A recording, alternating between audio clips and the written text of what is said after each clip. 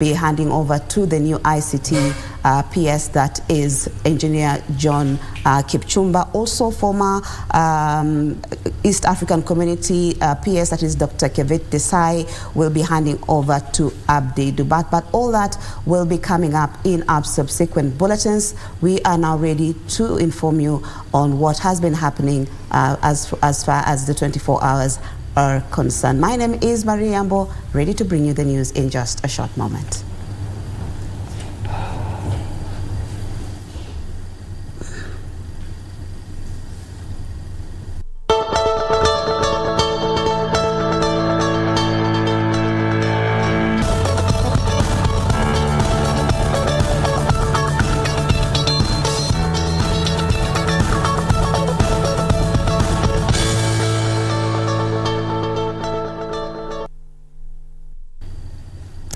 Welcome back, and we kick off the bulletin with President William Ruto saying that the calls by the opposition for mass demonstration will not derail the government's development agenda. He said the Kenya Kwanza administration is focused on resuscitating the ailing economy.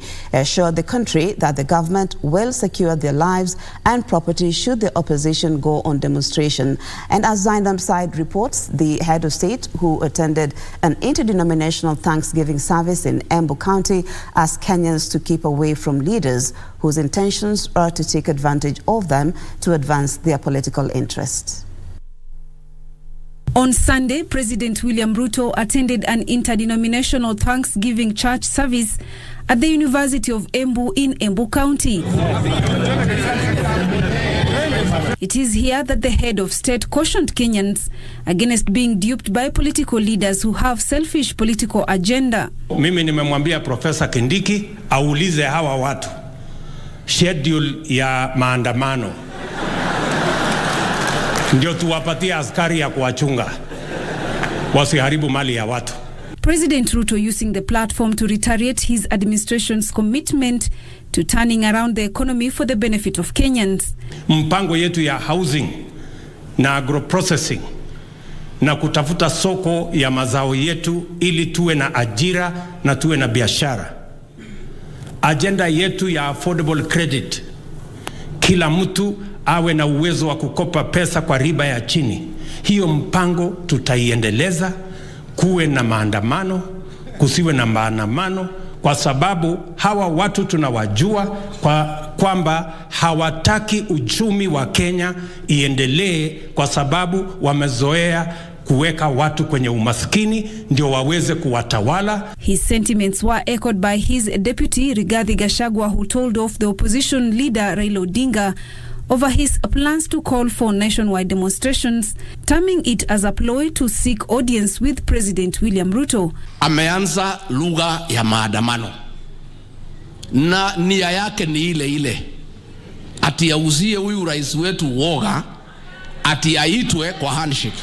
Inawezekana? At the same time, President Ruto asked Kenyans to utilize the Hustler Fund to grow their enterprise. He announced that the government will construct 5,000 low-cost houses in Embu County beginning next year, creating up to 10,000 jobs for the youth. The president opened an administration block at the University of Embu. Kuna sheria ya mambo ya barabara tutapeleka bunge waturekebishie. Kuna sheria ya mambo ya maji tunapeleka bunge waturekebishie. Tuna sheria ya mambo ya housing tunapeleka bunge watusaidie kurekebisha, ndio tuweze kutekeleza ile mpango tulikubaliana na nyinyi watu wa Embu na watu wote wa taifa letu la Kenya. Earlier, the president opened an administration block at the University of Embu. Azimio la Umoja One Kenya Coalition Party and the ruling Kenya Kwanza Alliance are headed for a political showdown. Speaking in Utawala in Nairobi, Azimio la Umoja leader Raila Odinga declared he will give a political direction on the 7th of December regarding what he perceives as bad governance by the ruling alliance.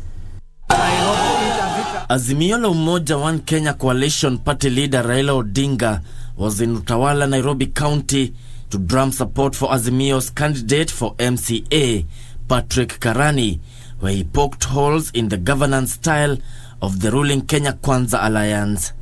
Tunasema mambo mengi haendi sawa sawa. Simuona sasa serikali vile unaunda serikali. Political secretaries are civil servants. Ambayo hatakikani serikali ikibadilika ati wanafuta kazi. Wamefuta political secretaries hata karibu hata kazi. Alafu wanaajiri na wanaleta ubaguzi. Tena wanaweza kuweka political secretary 51 na hakuna hata mkisi mmoja huku. Hakuna hata mkisi mmoja. Nione kwa mkono tena. Raila called for a political rally on Wednesday next week at Kamukonji grounds to give political direction as to how the opposition will perform its role. Kuna mambo mengi ambayo zinaenda mbaya. Mimi nilikuwa kwa wakati mambo yaenda kwenda mbaya ile ingine. Niliona wakati kuna yeye walianza kubadilisha sheria na katiba. Mwisho ikafika wakati ambao wakasema ngwe ndani. Mimi nimeingizwa ndani mara ya kwanza, nimeingizwa ndani miaka 6. Ya pili mwaka 1. Ya tatu mwaka 1. Sasa ile ingine ya 4 nikatoroka nikaenda ng'ambo. Tunasema tutaki Kenya urudishe kwa shida tena. Wakenya mpaka simama imara. Mko tayari vijana? Mko tayari kusimama imara? The government has however maintained that any watchdog role must be played within the confines of the law.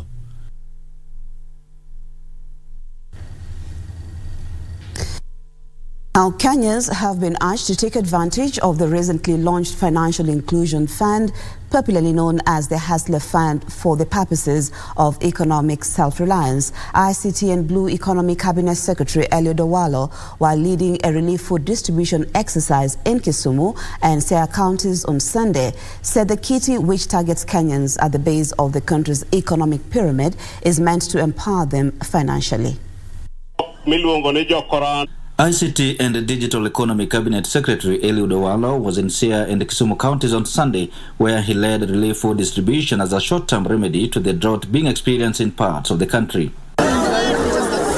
Owalo challenged Kenyans to accelerate the uptake of the recently launched Financial Inclusion Fund, popularly known as the Hustler Fund, for self-economic reliance. I also want to appeal to the people to take advantage of the recently launched Hustler Fund, so that our mothers, our brothers and sisters can get access to cheap credit for purposes of entrepreneurship and trade, so that we can become a region of entrepreneurs and employers as opposed to a region of job seekers.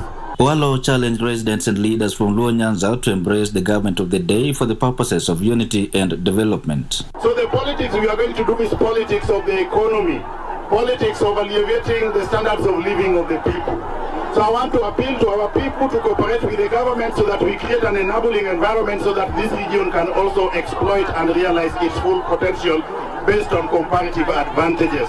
According to the ICT and Digital Economy Cabinet Secretary, a number of projects are in the pipeline to benefit the Luo Nyanza region, including exploitation of Yala Swamp to turn it into a food basket and establishment of fish processing plants along the Lake Victoria beaches. When it comes to the area of fishing, the government will establish fish processing plants along the beaches in places like Usenge, Nyamonye, Luanda Kutieno, and several other places, so that the fish exploited from the lake is processed here and exported, so that we have got adequate resources emanating from fishing to a level commensurate with the potential that we have in this region.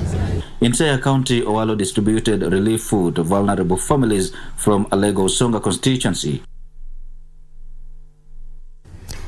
Still on the Hustler Fund, a total of 8.4 million Kenyans have applied for the Hustler Fund, a loan only 4 days after it was launched by President William Ruto. According to Cooperatives and SMEs Cabinet Secretary Simon Chelugui, 2.9 billion shillings had been disbursed by midday on Sunday. This even as Kenyans elicit mixed reactions on the Hustler Fund, with the majority calling on the government to raise their loan limits and extend the 2 weeks repayment period to enable them lift their economic status. Only 4 days after the launch of the Hustler Fund, and more than 8 million Kenyans have opted in as customers with a total of 2.9 billion shillings already disbursed. Figures shared by Cooperatives and SMEs Cabinet Secretary Simon Chelugui indicate that by midday Sunday, a total of 129 million shillings had been repaid back. The figures also indicate that Kenyans have saved a total of 147 million Kenyan shillings through the Hustler Fund Kitty. With the 50 billion Kenyan shillings Hustler Fund Kitty targeting the small-scale traders, the amount limit the majority of Kenyans have been given has drawn mixed reactions. Hii Hustler Fund yafaa ongeze kidogo, hii limit iko kidogo sana. Kuchukua 500 itakusaidia na nini? Hii ni kidogo sana, yafaa ongeze limit ikuwe at least kama kuanzia 2,000 kwenda juu. Ndio mtu anaweza fanyia tu biashara kidogo. Kila mtu lazima anaanzianga chini ndo akienda afike mahali anafika. Mimi naona ina favor the low class sana, because hata kama watu wanaikashifu sana wanasema 500 ni kidogo. Majority of Kenyans now want the government to raise their loan limits and extend the 2 weeks repayment period to enable them to lift their economic status. Ajaka ile kusema ati kama uko na deni uchukue, hapana. Ni kwa kila mtu, una apply, unafuata zile sheria zilizo pale, umewekewa ile amount yenye inafaa apply, na kulingana na mahitaji yako itakusaidia, na imesaidia wananchi wengi.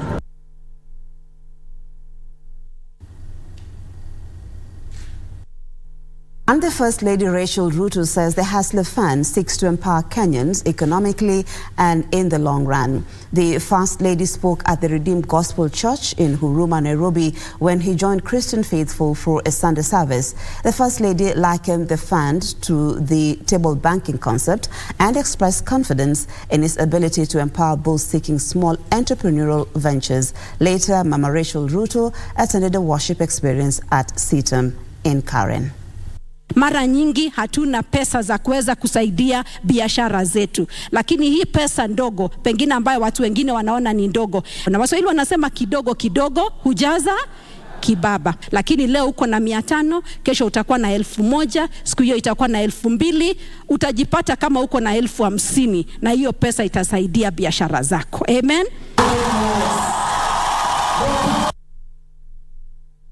Now, away from the Hustler Fund, and over 8,000 school heads are meeting in Mombasa this week to take stock of the progress made in the implementation of reforms in the education sector. The annual Kenya Primary School Heads Association Conference comes just days after the government announced plans to redesign the implementation of the competency-based curriculum. Junai Karisambela reports. 10,000 head teachers are in Mombasa for the annual Kenya Primary School Heads Association Conference to review their contribution to managing the competence-based curriculum. KEPSHA has welcomed proposed reforms tabled by the Presidential Workforce on education reforms, saying it will streamline the glaring loopholes. I'm happy that these ones have started bearing fruit, because we have seen the interim report is talking about domiciling the junior secondary in primary. That one alone will save the government the agony of the 100% transition.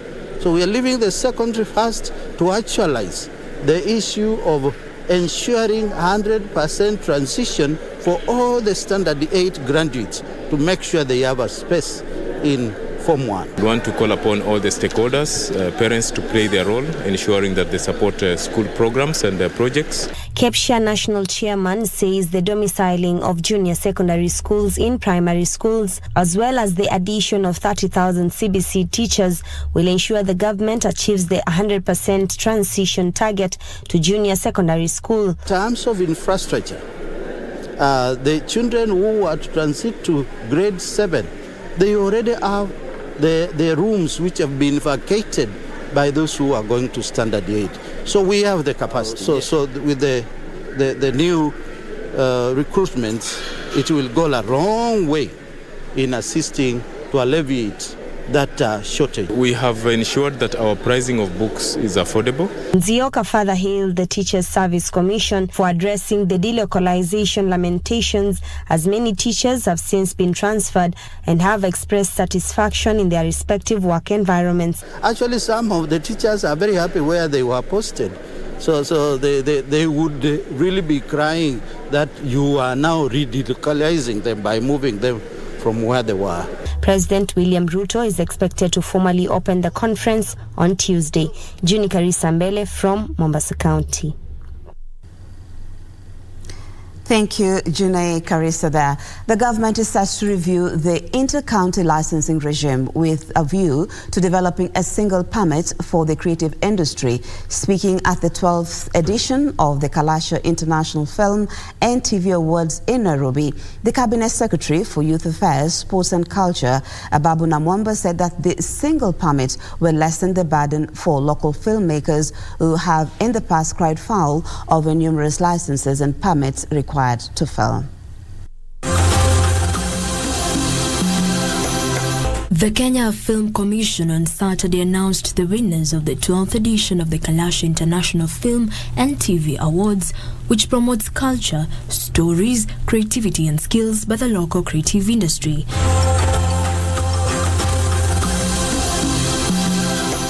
Kenya Film Commission Chief Executive Officer Timothy Owase expressed confidence that the film industry in Kenya is on track to getting global recognition. I commend the industry for its dedication, especially against the backdrop of uncertainty of the entertainment sector brought about by COVID-19 pandemic, which we proved our resilience. The industry has experienced tremendous growth, which has put Kenya on the global film stage. In a bid to make the film industry more vibrant, the Cabinet Secretary for Youth Affairs, Sports and Culture, Babu Namwamba, reiterated the government's commitment to urge Parliament to pass the Creative Economy Bill to facilitate access to modern equipment and entire film production infrastructure on hire and lease basis. I'll be asking Cabinet through a special request to adopt a national creative economy program. That program, which is at a very advanced stage, incorporates a concrete plan to strengthen the entire creative sector, including film industry, by developing policy and legislative frameworks to govern the space, grant film incentives, and promote the airing of local films. We must find a way to put resources in the industry and commit that a large percentage of those resources coming to the industry end up in the pockets of those who make this industry roll, and that is the artists themselves. This year, Kalasha Awards had 39 categories, with the addition of 9 new categories that include Best Regional Film, Best Documentary Short, Best Documentary Feature, Best Makeup and Hairstylist, Best Costume Designer, Best Supporting Actor in a TV Drama, Best Supporting Actress in a TV Drama, Best Viewer's Choice Feature, and Best Viewer's Choice TV Drama.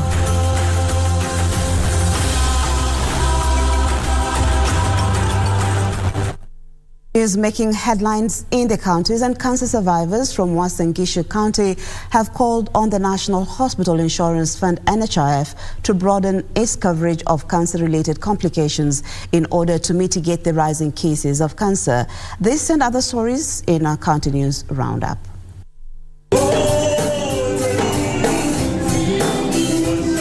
Speaking during a cancer survivors dinner held in Eldoret town, medics and cancer survivors said a large number of the cancer patients are poor and cannot even afford the National Hospital Insurance Fund cover. I request our government that NHIF is good for those who can be able to pay, but most of the Kenyans are very poor. Those suffering from cancer, most of them are dying in their houses because they cannot afford NHIF. The cost is too high.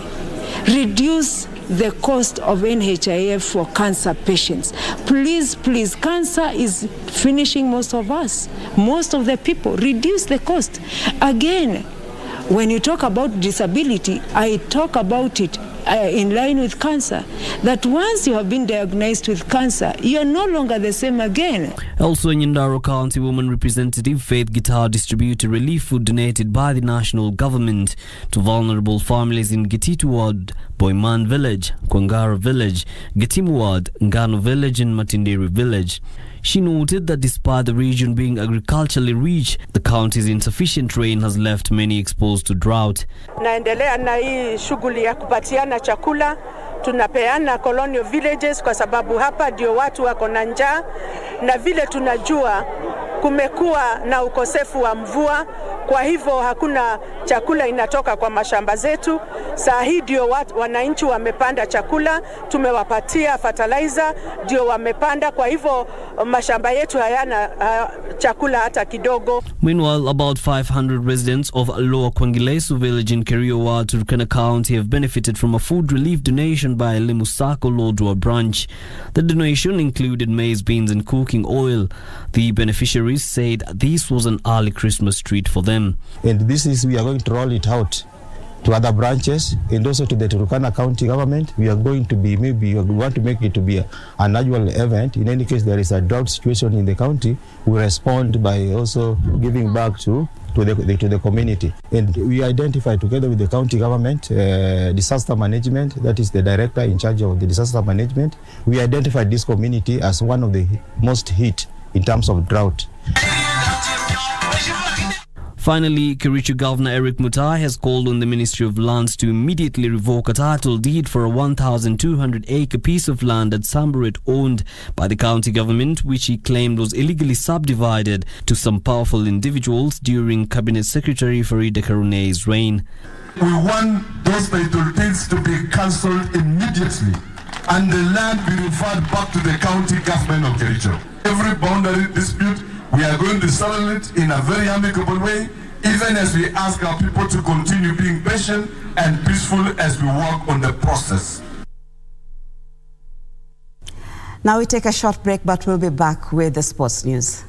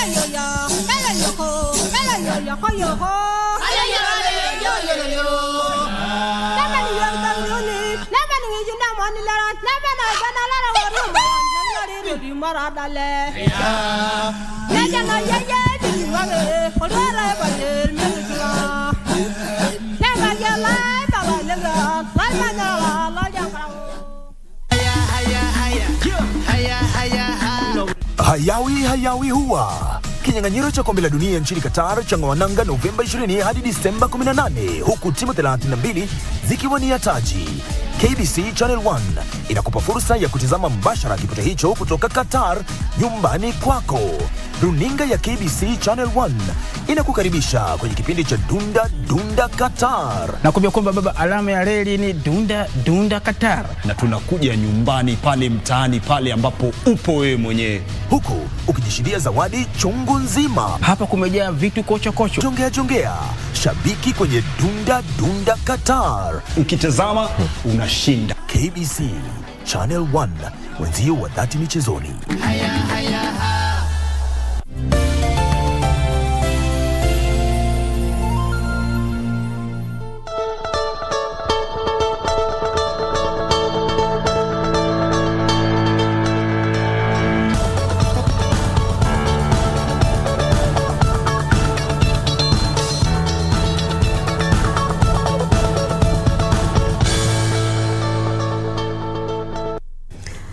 Thank you for staying with us. We now shift gears to the sports news, where Kenya's Calvin Kiptum demolished a strong field to win the Valencia Marathon, posting the second fastest time in the world over the distance. Kiptum clocked 2 hours, 1 minute and 53 seconds to miss Eliud Kipchoge's world marathon record by 44 seconds. Ethiopia's Shankule Beriso won the women's title after clocking 2 hours, 14 minutes and 58 minutes, that is. Kiptum came from behind to join the leading pack at the 30-kilometer mark. Kiptum holds a personal best of 58 minutes, 42 seconds in the half marathon, distanced himself at the 35-kilometer mark, which saw him break compatriot Evans Chebet course record of 2 hours and 03 minutes after closing the line in 2 hours, 01 minutes and 53 seconds. His time is the fastest ever recorded by a marathon debutant and also the second fastest this year after Kipchoge smashed the world record by clocking 2 hours, 01 minutes and 29 seconds at the Berlin Marathon. Tanzanian Gabriel Gay and Kenya's Alexander Mutiso completed the podium dash. I really want to congratulate Kevin Kiptum, who at the age of 23, very young age of 23, and at his first attempt, because this is his first major marathon, he becomes the third fastest marathoner in history. Amazing feat, really, something to be celebrated. And guess what? He did this running clean. Ethiopia's Shankule Beriso won the women's title after clocking 2 hours, 14 minutes and 58 seconds. Latest in bed, Gidey came in second, while Kenya's marathon debutant Sheila Chepkirui settled for the third position. Now, Kenya will, for the first time in Africa, host the International Freestyle Football Championship next year in November 2023. Speaking in Mombasa, the delegation of the World Freestyle Football Association, that is a WFFA, who inspected the venue of the event at the Mama Ngina waterfront, said the reception of the sports around the continent was amazing. The event director, Lucaso Skoda, termed the growth of the sport as a clear sign that Africa is going to be strong in the position of freestyle football around the world. The delegation, consisting of WFFA association officials and Homeboy CEO Mike Rabar, toured and inspected the state-of-art amphitheater at the Mama Ngina Drive waterfront. The world's greatest tricksters, some of the best skills that you never thought was even possible. Think about, the great footballers that we all think of when we think about skills, such as Ronaldinho or Ronaldo or Messi, and multiply that by 50, and you're on a level towards seeing what these boys and girls can do. As a freestyler, you can't imagine the ball actually touching the ground, so you don't like it, so you want to keep it for yourself, you want to juggle, you want to go around, and there are no restrictions, men, women, anything. We have a great 7-year-old guy in Asia who is already a freestyler and who is competing in competitions, in main competitions.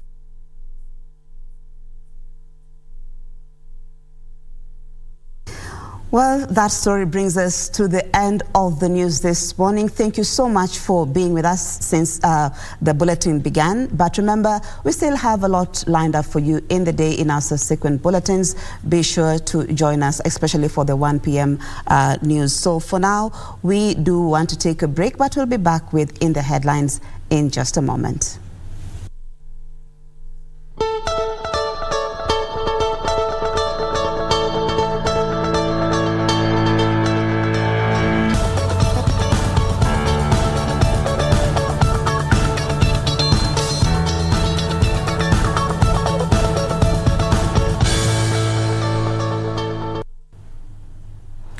All right, welcome back. Quick look on what the dailies are holding for you this Monday morning, and perhaps I start you off with a copy of the Daily Nation and begin from the back page where matters education have taken center stage. On this particular daily, this is even as teachers are happy to see end of transfer policy. This was mentioned yesterday by the president, and just citing that this actually, these teachers thanking this administration for abolishing this delocalization policy that has been there for some time now. This is a matter that also was put forth for the parliamentarians there who are also against this delocalization of teachers, particularly when it comes to those areas, the hardship areas or areas where there was rife insecurity. So the Teachers Association, as well as the various bodies, the Head Teachers Association, that is KEPSHA, also have allowed this particular move by the administration. This also citing various reasons, particularly also just saying that delocalization wasn't really a bad idea, but when it happens to an individual, for instance, an individual teacher agreeing after consultations that they are willing to go to some of these areas, but the mass delocalization that used to happen is what they're really against. And so again, just really being happy based on what was announced yesterday. Also, this coming at a time where they'll be holding that KEPSHA conference, which is set to begin today in Mombasa, and also part of what is set to come out in deliberation is the recruitment of 30,000 teachers, which again this administration promised that by January of next year they will ensure this actually takes place. So they are set to deliberate on the modalities of this recruitment of 30,000 teachers. This is even as they welcome the move to domicile grade 7, 8 and 9 in primary schools, that is the junior secondary school. However, going by this particular article, there's still mixed reactions, I should say, particularly amongst parents as well as students who had psychologically prepared themselves to move to secondary schools for the JSS. You can remember the previous administrations had given a recommendation to have this set be domiciled in secondary school, and you can also remember that some structures had already been put or constructed in some of these secondary schools. So it still remains to understand if at all there's enough classrooms for this grade 7, 8 and 9. So this is also part of what is set to feature in that conference, even as they discuss the matter. Coming to the front page, deadly voyage. This is in the issue of safety of our Kenyan girls in Saudi Arabia. 400 of young women leaving Kenya for the Middle East in search of domestic work every month. Chances that they will give up the promise of a better life are slim. This is despite tales of horror and death at the hands of cruel employers. So then, the Ramu question is, will the promise by the Labour CS Florence Boring to prioritize Saudi Arabia in safety interventions bring the madness to an end? This is a story that has been tucked away from page 2 all the way to 4, just highlighting the tales of young girls in Kenya and also spanning across the East African region who go to Saudi Arabia, and how there's only very few of them who make it back home. And of course, even as media, we have covered quite a number of stories in respect to this, and so eyes are focused on the CS Labour to see how this matter is going to be solved and dealt with. Again, Raila, my war with Ruto. One of those things, or not even one, those things that will really be informing this demonstration or meetings, as some would call them, on the 7th and 12th, going by what has been well highlighted here: high cost of living, lack of ethnic balance in appointment of state jobs, and plan to import genetically modified maize are among the reasons for Azimio la Umoja One Kenya leader Raila Odinga's displeasure with President Ruto in his Kenya Kwanza administration. So much as we're talking about these meetings, again, the Jubilee Party and KANU Party have also become non-committal, or, not expressed interest at all in this particular meetings. And so also the question that is being put forth by a good number of political pundits is that then is this really a test for Azimio in respect to this two parties at the end of the day? And also again, key among those questions or issue being put forth is again the question of the IEBC. For those are the 4 commissioners who, again, their fate still lies with the tribunal that was already constituted. So largely, this is also what informs those demonstrations that will be taking place on Wednesday as well as on the 12th of this month. Again, also quite a lot has been proffered here. Still in the same articles in respect to some of those issues that Azimio are decrying, again talking about the appointment of state jobs where they have cited lack of ethnic as well as regional balance. Of course, just citing what went down when it came to the appointment of principal secretaries. Steph. All right. With me here is People Daily, and on the front page we have the news that is cutting across all headlines. Demos, bring it on, Ruto dares Raila. And this is a matter, a face-off because of the tribunal between these 2 leaders. And the president asks the CS Interior, that is Kindiki, to provide Azimio leader with security for his planned countrywide rallies as he accuses him of blackmail in an effort to derail Kenya Kwanza development plan for the country. And we know that this protest are set to begin on Wednesday, that is the 7th of December in Kamukunji. That is when the nationwide protests are to begin. And the president is saying that it is fine for the Azimio leader to continue with this protest, just bearing in mind that they should have a peaceful demonstration and not interfere with other people's property. And he has gone as far as providing security for this. He says that they will obtain a schedule and provide him, that is the Azimio leader Raila, with security for his demonstration, even if they take those awards of the president. And he was just saying that the current strides by his administration to deliver on its promises had act the opposition leader who intends to stage demonstration to destabilize the nation. What the Azimio leader is saying is that the president is taking the country in the wrong direction. His words were, when you see so many people being turned into sycophants and singing praises for the president, you must be wary. We must say no to the ugly face of dictatorship. So these protests are aimed at bringing down the president's system. That is according to the Azimio leader. And closely related to the tribunal that has been set to investigate the matter on the IBC commissioners. And we have seen Justice Nyangaya tendering his resignation last week, and others are likely to do the same according to a source from the commission. But Gladys Sholay last week also said that despite this commissioner stepping down and resigning, it will not stop the tribunal from continuing with their job, saying that the investigations will ensure that Kenyans understand the truth behind the scuffle and confusion witnessed at the Bomas National Tallying Center during the August 2022 election.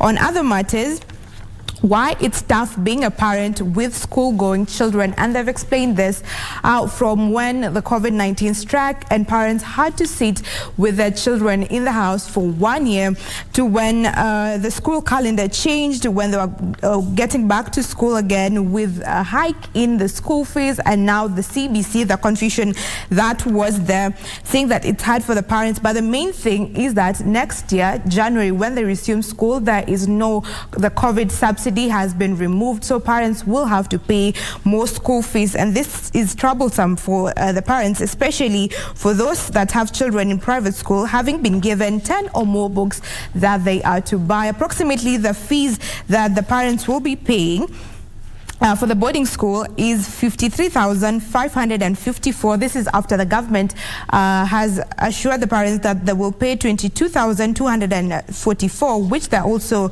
paying for the day schools. So basically, the children going to day schools are going for free, but those in boarding schools are paying this particular amount. For other categories in county and sub-counties, they are paying 40,535, while students with special needs, the government will pay for them, provide an enhanced capitation of 57,974, leaving parents to pay 12,790 Kenyan shillings. And on matters CBC, with just concluded KEPSA examination, and the junior secondary the junior school that is set to be domiciled in primary school. The primary school head teachers have welcomed the government's plan to employ 30,000 teachers by January.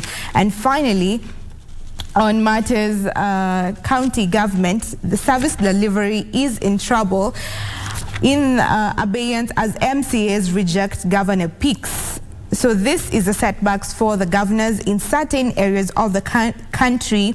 So the MCAs have disapproved the choices of the governors, citing experience qualification.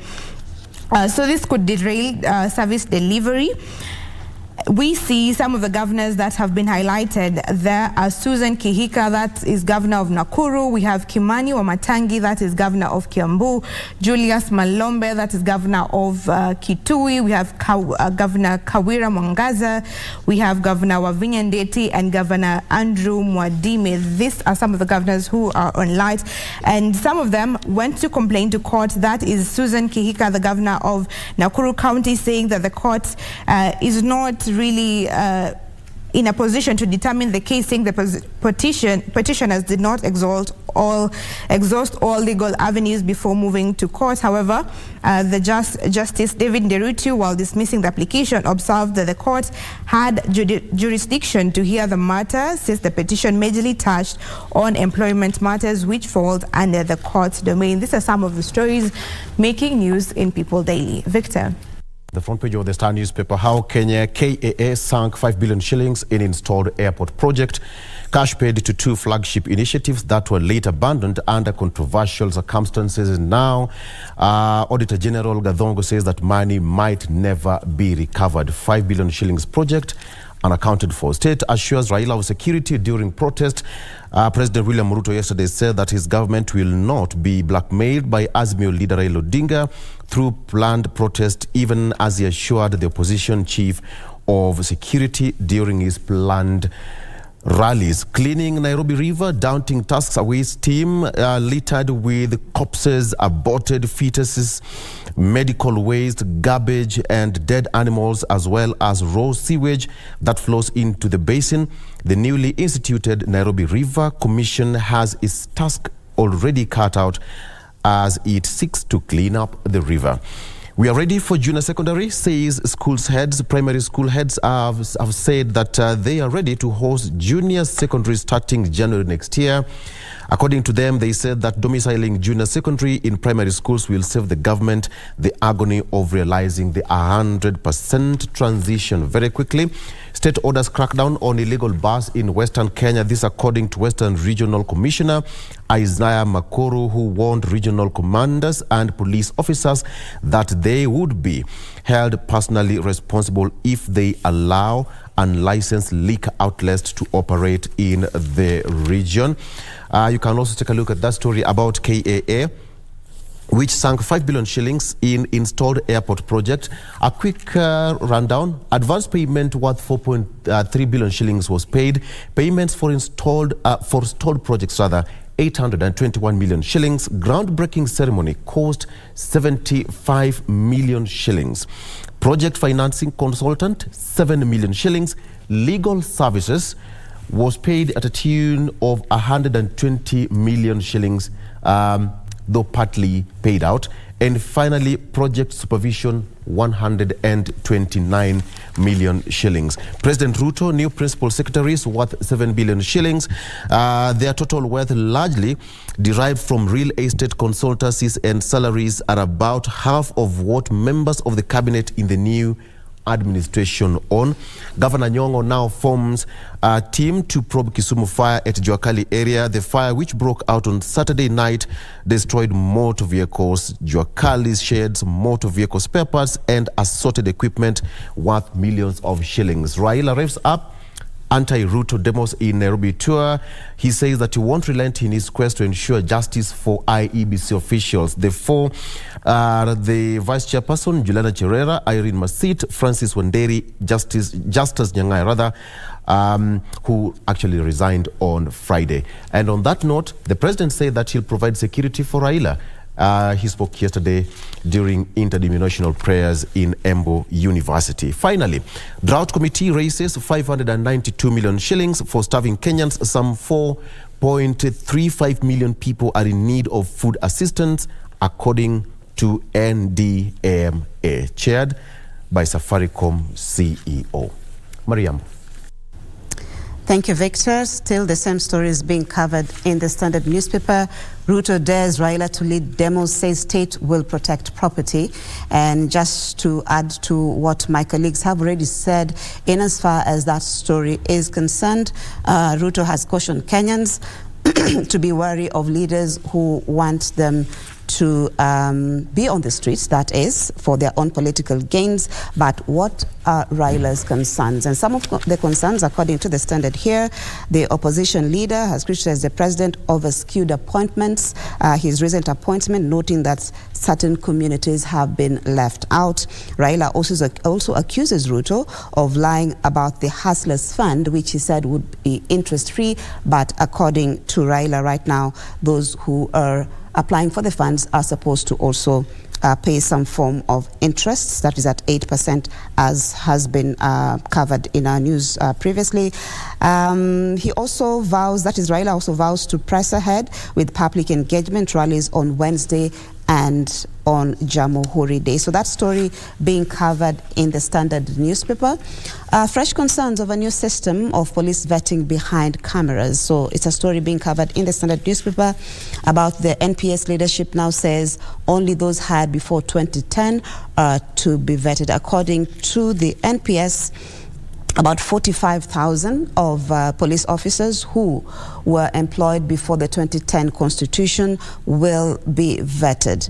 According to the NPS, this is because those who were employed after 2010 Constitution already have been vetted, because during the vetting exercise, the the main stakeholders are involved in the vetting exercise, and so that in itself helps in terms of getting the right people into the force.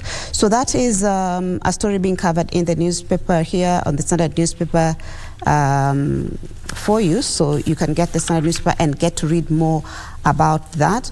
Also in the Standard newspaper, the heads of the capture, that is, heads of primary schools meeting in Mombasa is another story being covered in the Standard, definitely welcoming the domiciling of the junior secondary schools in primary schools. So that is one of the issues that the capture leadership have welcomed. They've also welcomed the fact that the TSC had said that they will be employing 30,000 teachers come January next year.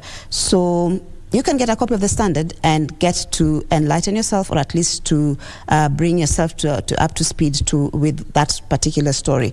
Also, Kenya hosts forums seeking to raise Africa's stake in academic research. So next week, Kenya will be hosting an academy for researchers and scholars on artificial intelligence and machine learning in Africa.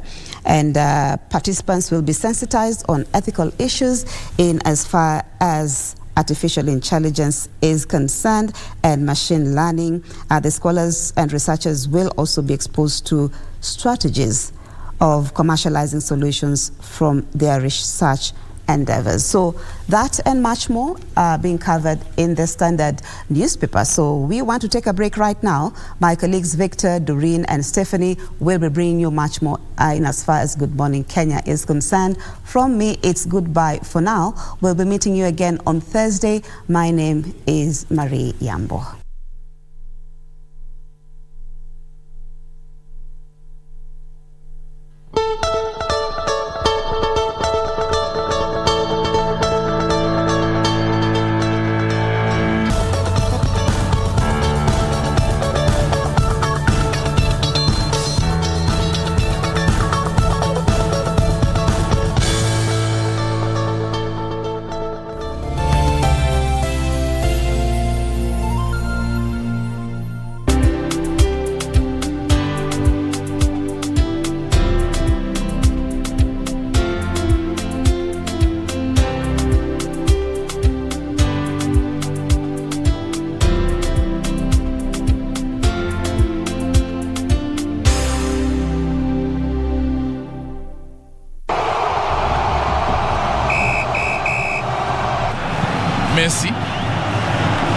Fernandez again. Otamendi. Nicked away by the Socceroos. That did not look good advantage, but somebody may be in trouble here for that. The challenge on Marcos Acuna.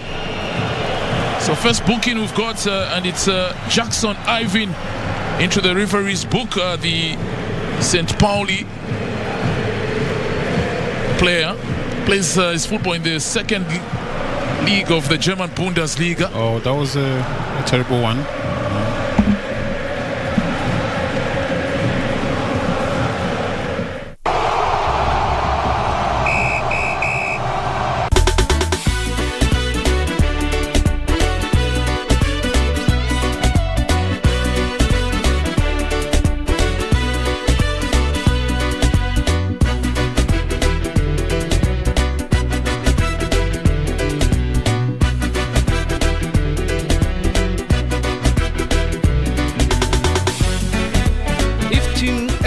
ilayska ummadda.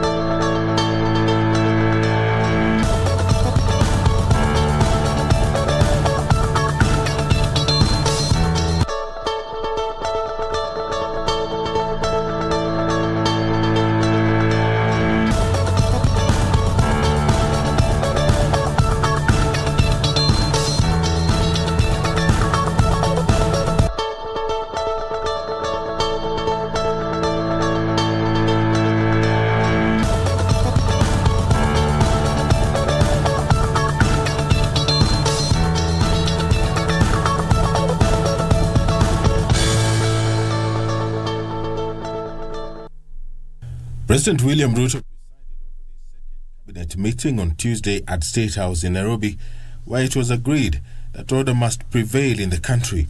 The cabinet affirmed the reorganization of the Police Service Command in Nairobi and approved the deployment of additional specialized units drawn from the General Service and the Rapid Deployment Units to help secure the city. The move is aimed at deterring crime and is expected to decisively deal with all those perpetrating lawlessness. The cabinet also approved the reinstatement of the multi-agency coordination between Kenya's security organs and operators at all points of entry into the country as a heightened measure to detect and prevent trafficking in narcotics and other psychotropic substances.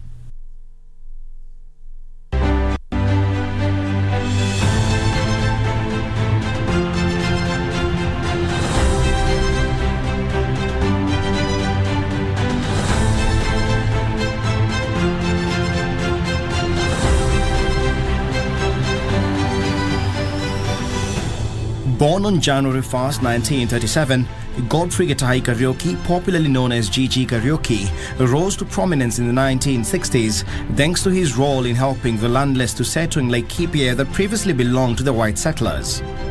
Gigi Kariuki was elected to the National Assembly in May 1963 to represent Laikipia West constituency, a seat he held until 1983. 7 years after getting into elective politics, President Jomo Kenyatta appointed Kariuki an assistant minister in the Ministry of Lands, Settlement and Physical Planning in October 1970. He was 33 years old. During the 1974 general election, Gigi Kariuki was opposed by the Gikuyu Embu and Meru Association, that is Gema Laikipia District Chairman F.K. Mbuthia. At the time, Kariuki had been identified as a supporter of the then Vice President Daniel Arap Moi, which did not sit well with some in the Gema community who were not for the idea of Moi automatically ascending to the presidency. When founding President Mzee Jomo Kenyatta died in 1978, Gigi Kariuki played a crucial role in the KANU elections that were necessary to confirm the transfer of power to Jomo's successor, President Moi. Following the 1979 general election, where Kariuki retained his Laikipia West parliamentary seat, President Moi appointed a Minister of State in the office of the President in charge of national security and provincial administration. Quote unquote, I soon realized that my authority was theoretical and far from reality, end of quote, Kariuki would later write, as soon as he found out that he ended up with a role that was overwhelming in scope and responsibility. On numerous occasions as Minister in charge of security, he was not privy to decisions touching on his docket, only learning about the same in the press. In May 1982, he was transferred to the Ministry of Land, Settlement and Physical Planning, a familiar environment for him as he had earlier on in his career worked in that docket as an assistant minister. In 1983, a commission of inquiry was formed to look into allegations that the then Attorney General Charles Njonjo planned to overthrow President Moi's government in August 1982. Those deemed associates of Njonjo or because of their tribal affiliations had to be expelled from the echelons of power. Gigi Kariuki matched the profile. He was eventually expelled from KANU on 14 September 1984. After being left out in the cold for close to 9 years, President Moi would have a change of heart in regards to his former friend, nominating Gigi Kariuki to Parliament in 1993, a capacity that he would serve in until 1997. The reignited friendship came bearing gifts for Kariuki, as he was appointed chairman of the Betting Control and Licensing Board from 1993 until the year 2000. Gigi Kariuki was re-elected MP for Laikipia West in 2002, after which he was elected Senator for Laikipia County in the 2013 general election. Senator Gigi Kariuki died in June 2017 at the age of 79.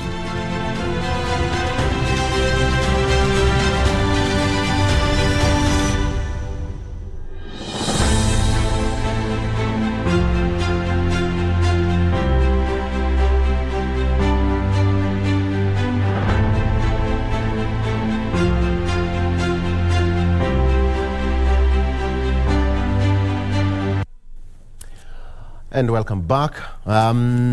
It's 7:35 in the AM. If you're still in the house, let's get you updated on what's happening in our country, politically speaking. And for the fans of football, I'll have to find out what really happened yesterday. Senegal is finally out of the World Cup. It was our last hope as Africans, but hey, we still have Morocco. It's going to be a mouth-watering match now that England will be facing France. I would love to imagine how that match will be. In studio I have got Honorable Geoffrey Ruku, who is Member of Parliament, Mbeere North Constituency, and Eliud Ngugi, who is an advocate of the High Court. Gentlemen, good morning. Good morning. And welcome to the program. Thank you. I don't know which teams you support. Let's start with. Let me start with you, Mheshimiwa. Unfortunately, I'm not a fan of football. Come on. Yes, that's the truth. Okay. I don't watch football. I actually don't know which teams are playing. I know there is Ghana, I know, but I don't know the progress. Yes. My sons are very passionate about football. I support them. Mm-hmm. Actually, one of them is going to Tanzania, Arusha, nice, for tournament. But myself, you're not. I'm not a fan of football. Okay. Yes. Wakili? France. France. Yes. They're going to meet England. You see, France has black people in the team.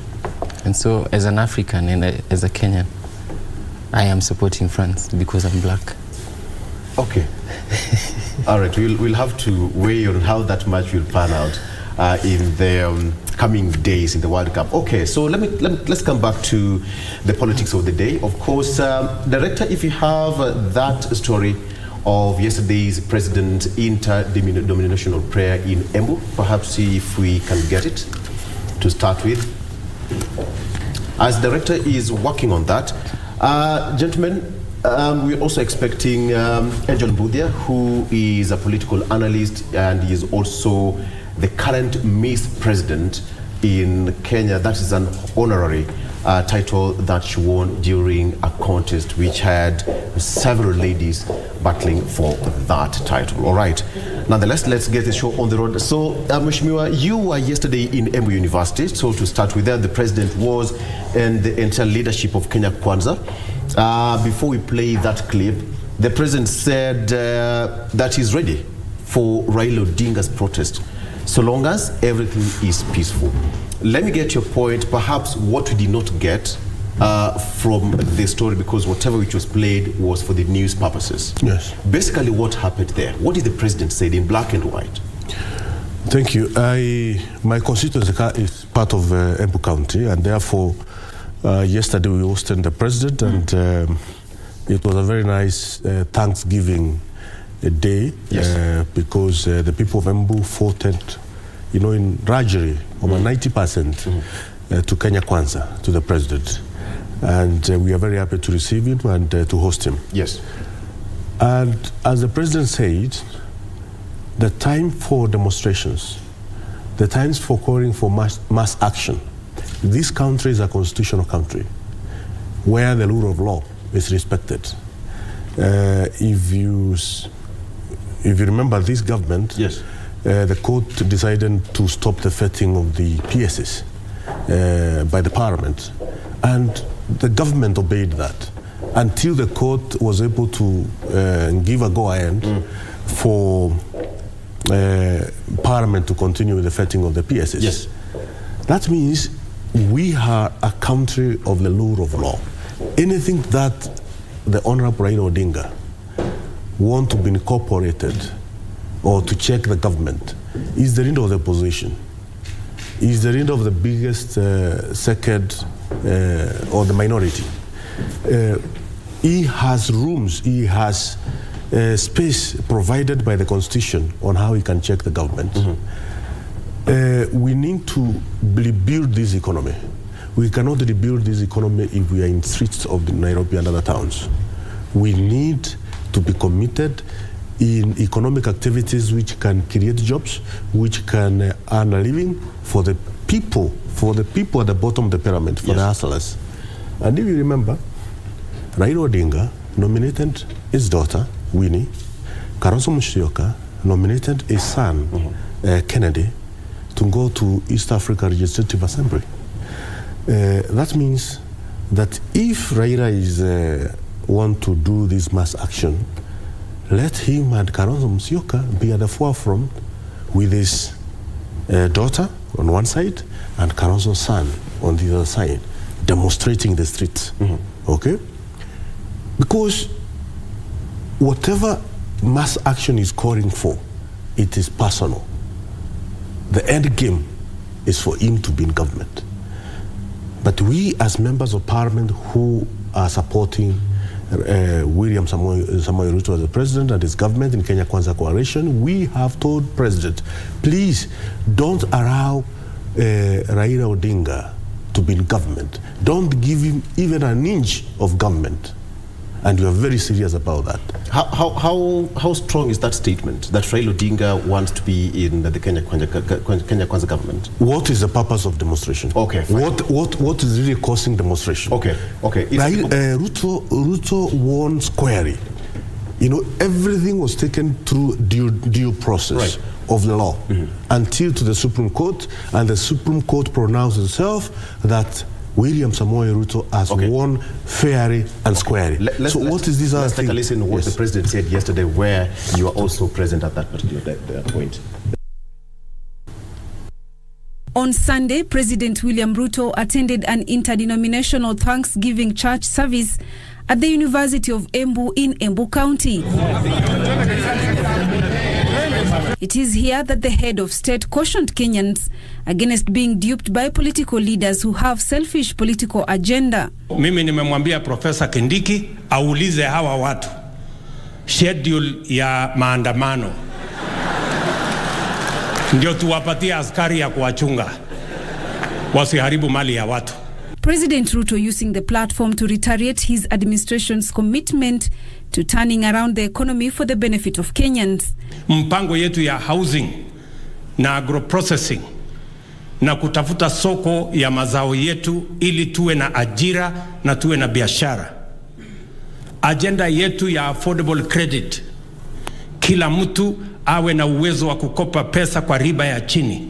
Hiyo mpango tutaiendeleza, kuwe na maandamano, kusiwe na maandamano, kwa sababu hawa watu tunawajua kwamba hawataki uchumi wa Kenya iendelee, kwa sababu wamezoea kuweka watu kwenye umaskini ndio waweze kuwatawala. His sentiments were echoed by his deputy Rigathi Gachagua, who told off the opposition leader Raila Odinga over his plans to call for nationwide demonstrations, terming it as a ploy to seek audience with President William Ruto. Ameanza lugha ya maandamano na nia yake ni ile ile, ati auzie huyu rais wetu woga, ati aitwe kwa handshake. Inawezekana? At the same time, President Ruto asked Kenyans to utilize the Hustler Fund to grow their enterprise. He announced that the government will construct 5,000 low-cost houses in Embu County beginning next year, creating up to 10,000 jobs for the youth. The president opened an administration block at the University of Embu. Kuna sheria ya mambo ya barabara tutapeleka bunge waturekebishie.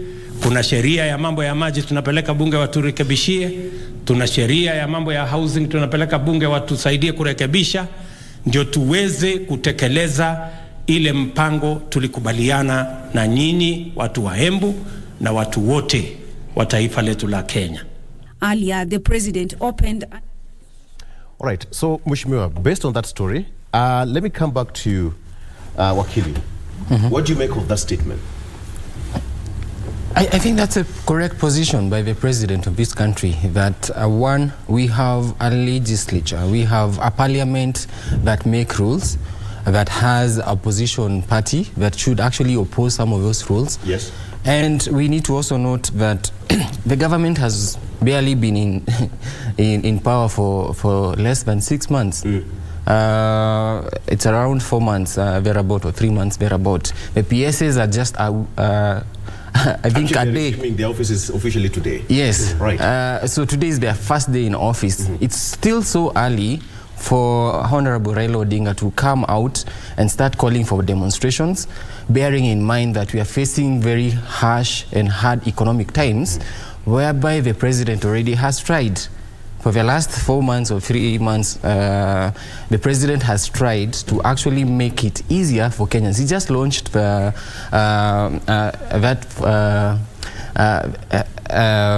Hustler Fund, yes, that is going to help the hustler himself. He just started out. He just appointed the judges, the six judges that were appointed within, I think, the second day he was in power. And so we should just give him a chance to proceed and implement some of the promises that he gave. And if Honorable Raila Odinga is unhappy with the kind of leadership that we have a very strong opposition party. They should be the ones to actually oppose some of the implementation of legislation in parliament. Right. And we have a court systems whereby any person who is unhappy, for example, there are some people who are unhappy with the GMO, they rush to court. There are some people who are unhappy with the appointment of the PSs, they rush to court. We have a system that allows the checks and balances in this country. And so if those ones don't work and they fail, if he feels that the judges will be compromised or they were even compromised, then he's at liberty because the Constitution allows him.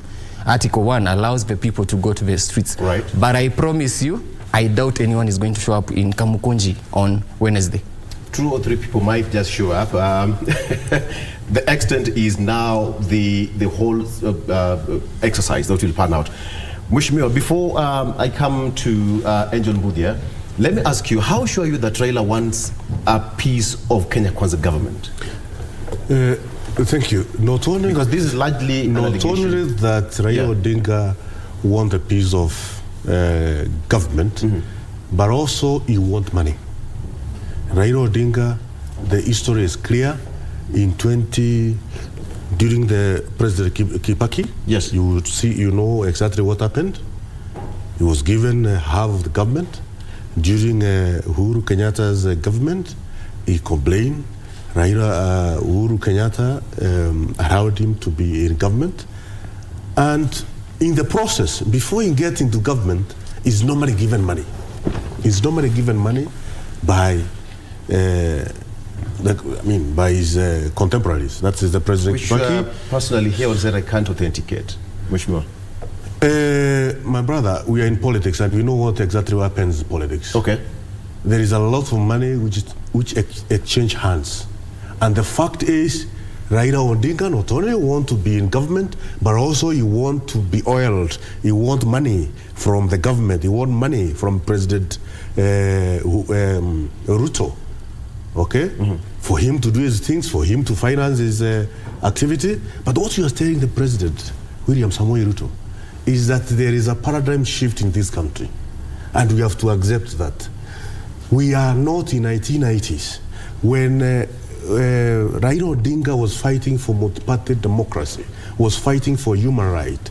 That time is gone. We have a constitution which is taking care of all this. And this country has moved on. We cannot continue living in the past.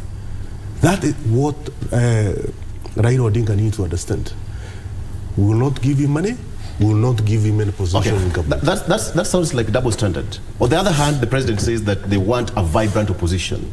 And on this end, when Raila does his thing the best way, he knows how.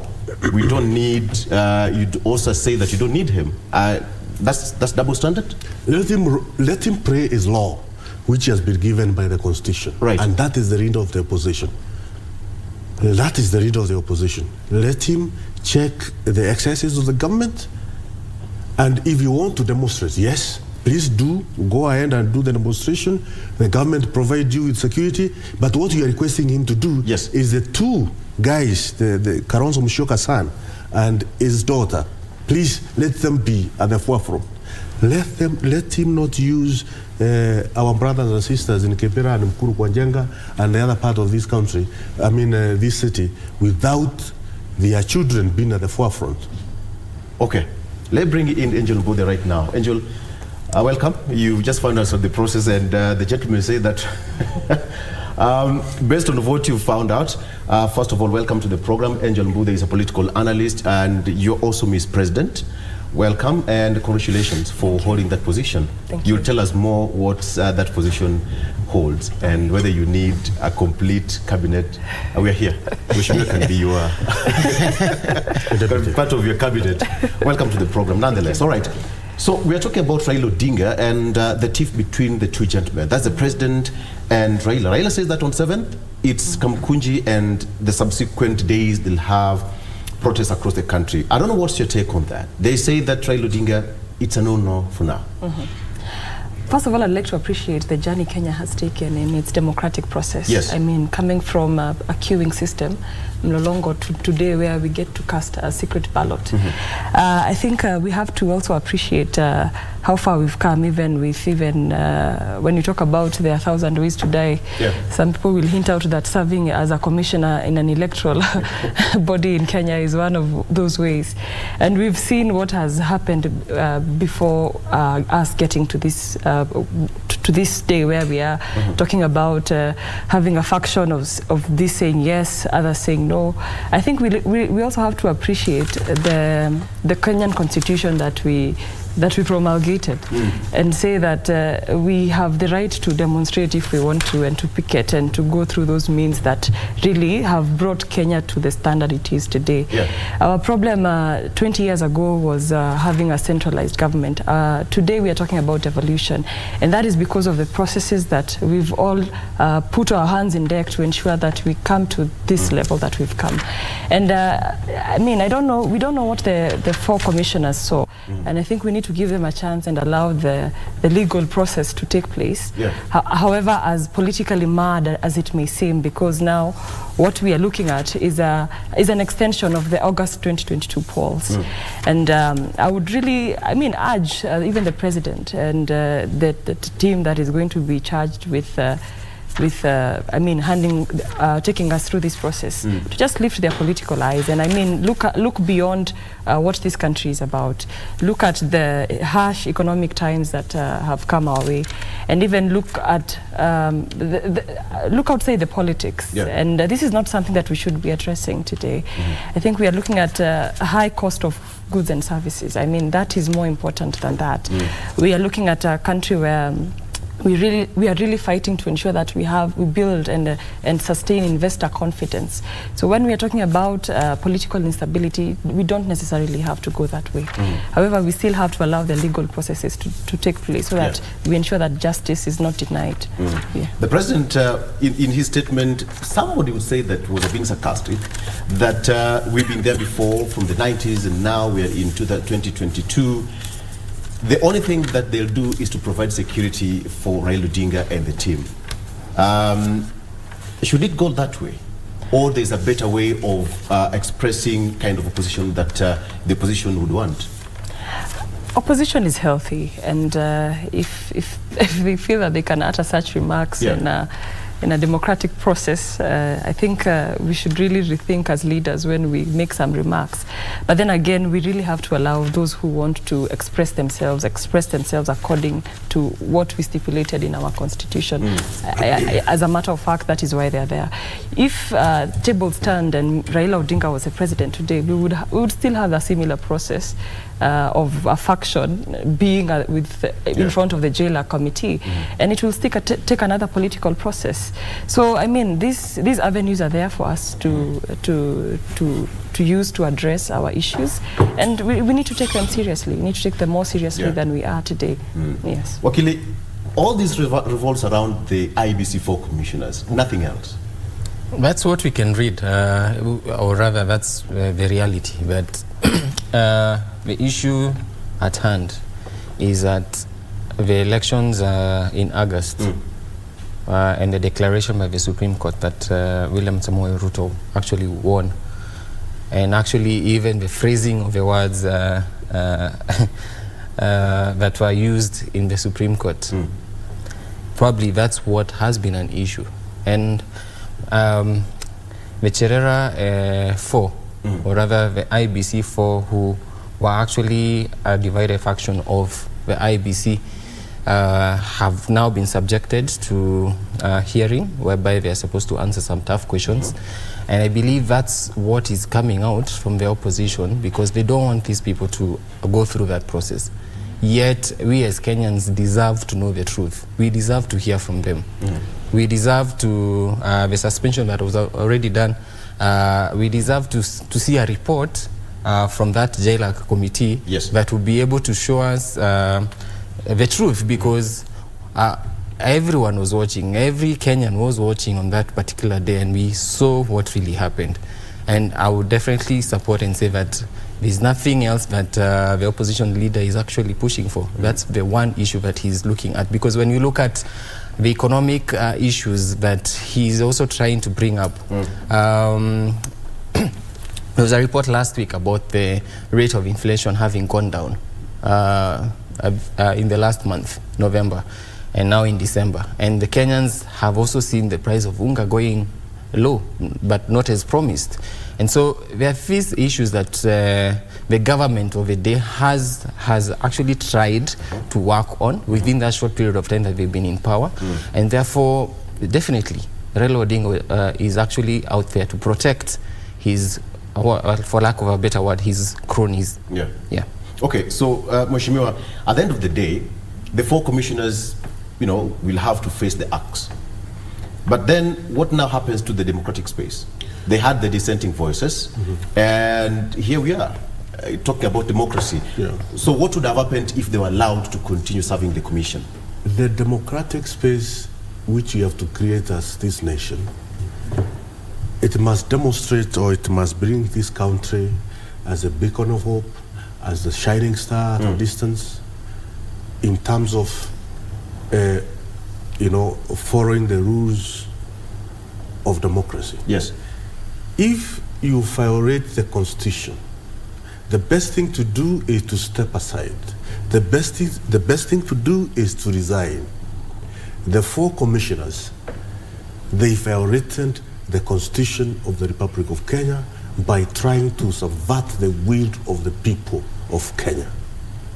And by so doing, they committed a treasonable crime. By now, they should be somewhere locked in jail. We must create a culture in this country, like other nations, like other developed nations, where if you violate the constitution, the best thing you do is resign with immediate effect. We have constitutional bodies in this country, and the people who have been given the chance, the privilege to work for the people of Kenya in those commissions, they must conduct themselves in utmost, integrity. And if there is slightest doubt of your integrity by your utterances, by your actions, by your omissions, the best thing to do is to resign. That is what happens in other democracies, and that's the culture we have to cultivate in this country. And that's why the Parliament of Kenya, the National Assembly of Kenya, decided we have to take the 4 commissioners home because they committed, they violated the tenets of our constitution. I will love to ask you this question, that what were they supposed to do now that they had a dissenting voice? They are still serving, elections were here. What did you expect them to do? It was not about the dissenting voices. What they were trying to do is to serve their masters. The pharaohs who put them as commissioners, yes, they forgot, once you are sworn in as a commissioner, or once you are sworn in any office, you cease pledging loyalty to whoever facilitated you to be in that office. You cease pledging loyalty. You pledge loyalty to the Constitution of the Republic of Kenya. Let's take a break. So they forgot that there's a Constitution of the Republic of Kenya, and their bosses outside there who roped for them to get the jobs. Let's take a break. When you come back, I'll come back to Angel Budia. Did they subvert the will of the people? Did they break any law? And Wakili will also get deeper into that much as legal. Let's take a break. We'll be right back with more.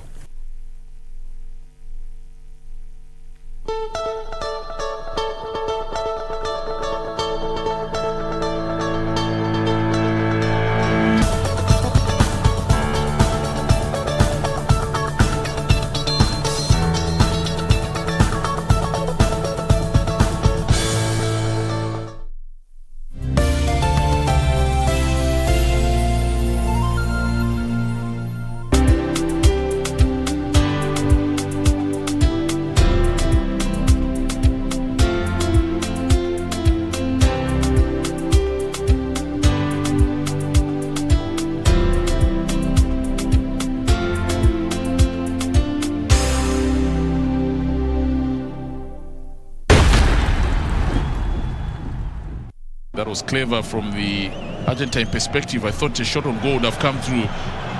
Messi with a shot, and it's a goal! 1-0. And it's the captain for Argentina in his 1,000th game for club and country, scoring the 789th goal. It was just about a matter of time for how long they were going to defend. The situation, this is what we talk about, individual brilliance. Much has not been seen of him. He gets the ball, individual brilliance is there. And where he shot the ball, I think the goalkeeper was covered. He couldn't see properly. He couldn't see where the ball. It was too late in reacting to the ball. Messi has done the difference, and that is the gap I spoke about. Sauti ya Kenya 92.9. Hii ni KBC Radio Taifa. Kila kitu maishani kina sauti yaleta furaha. Radio. Sauti ya elimisha, yahimiza, yatuleta pamoja. Sauti ya Kenya. Radio Taifa.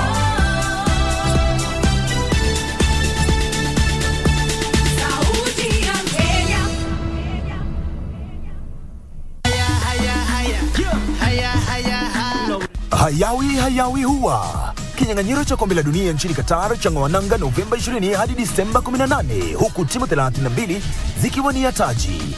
KBC Channel 1 inakupa fursa ya kutizama mbashara kipute hicho kutoka Qatar nyumbani kwako. runinga ya KBC Channel 1 inakukaribisha kwenye kipindi cha Dunda Dunda Qatar. Na kuambia kwamba baba, alama ya reli ni Dunda Dunda Qatar, na tunakuja nyumbani pale mtaani pale ambapo upo wewe mwenyewe, huku ukijishindia zawadi chungu nzima. Hapa kumejaa vitu kocho kocho. Jongea, shabiki kwenye Dunda Dunda Qatar. Ukitazama unashinda. KBC Channel 1, wenzio wa dhati michezoni.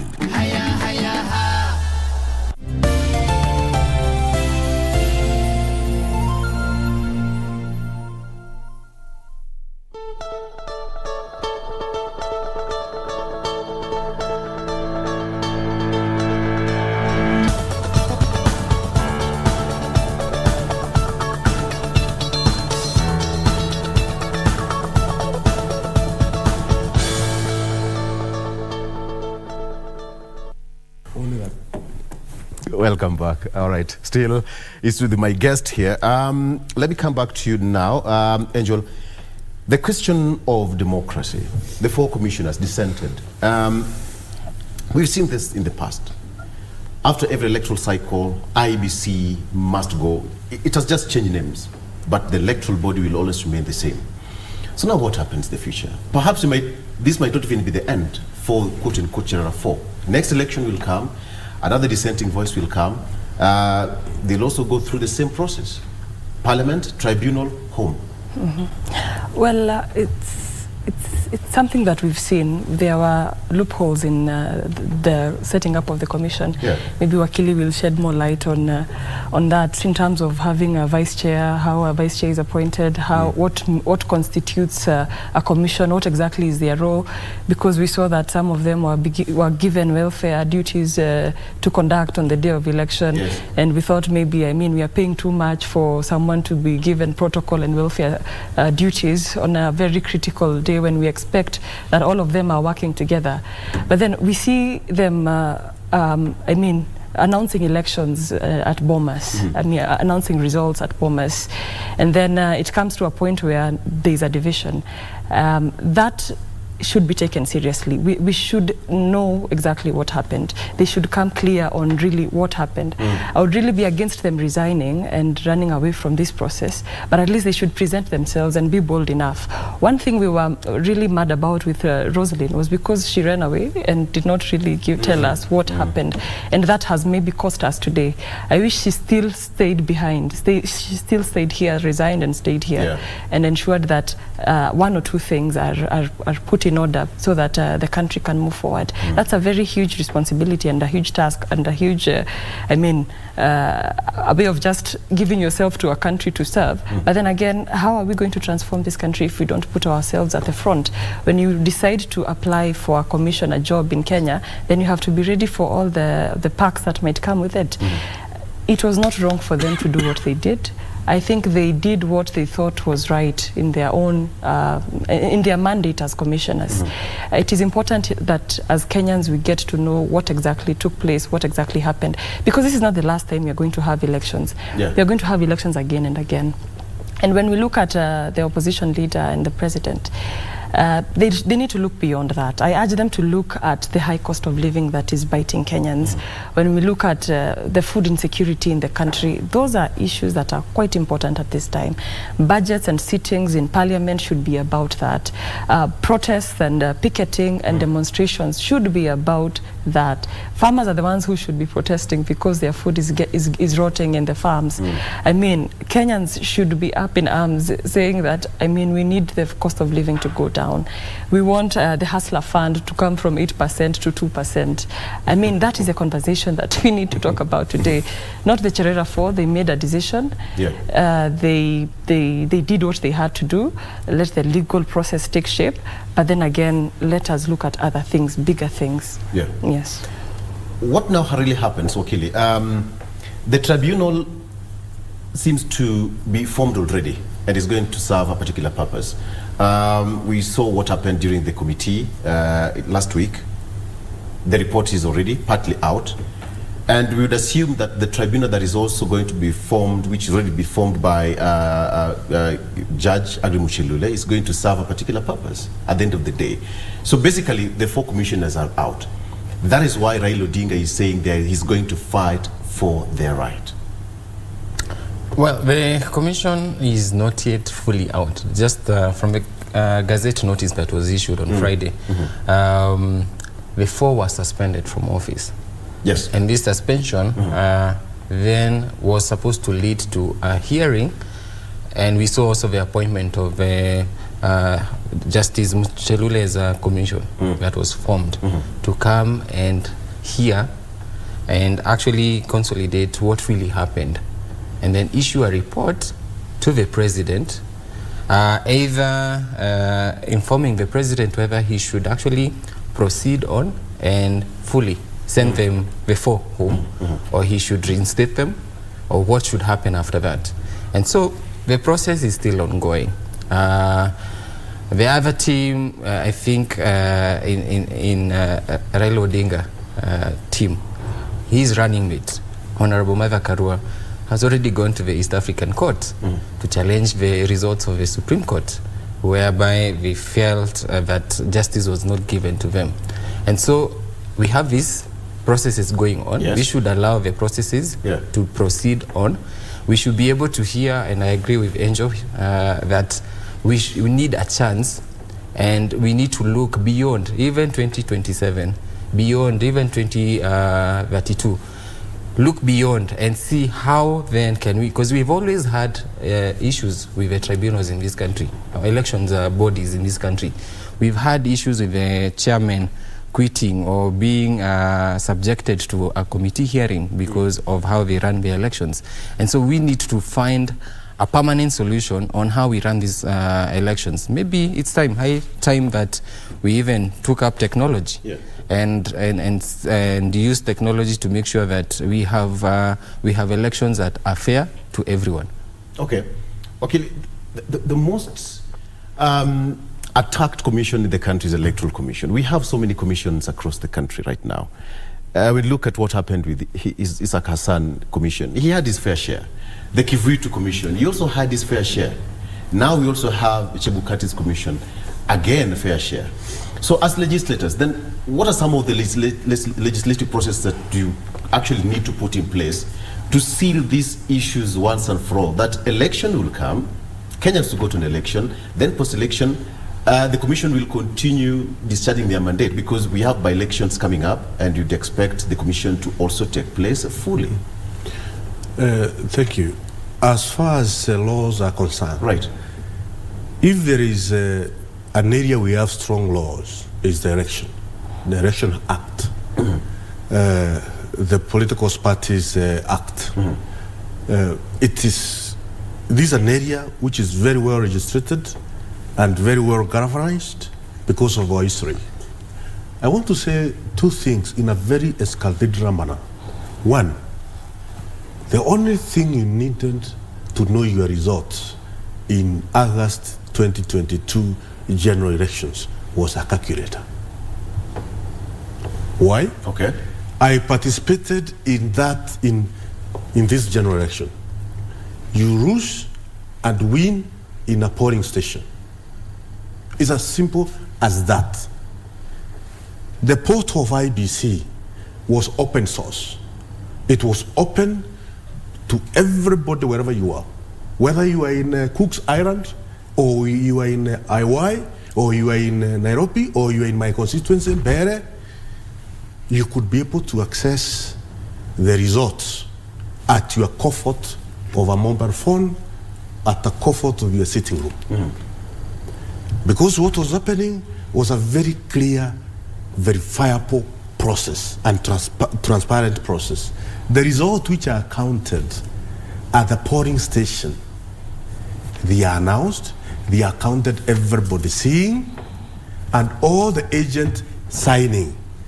Whether you are vying for MCA, for member of parliament, for women rep, for president, all your agents were there in that polling station, and they sign what you have gotten in that polling station, and that is what is scanned in an open system, and those results can be accessed by anybody. There was no need of electronic transmission. And actually there was no electronic transmission.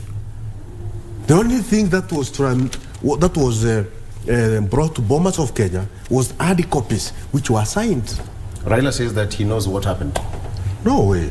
You see, Raila must save this country from the issues of the past.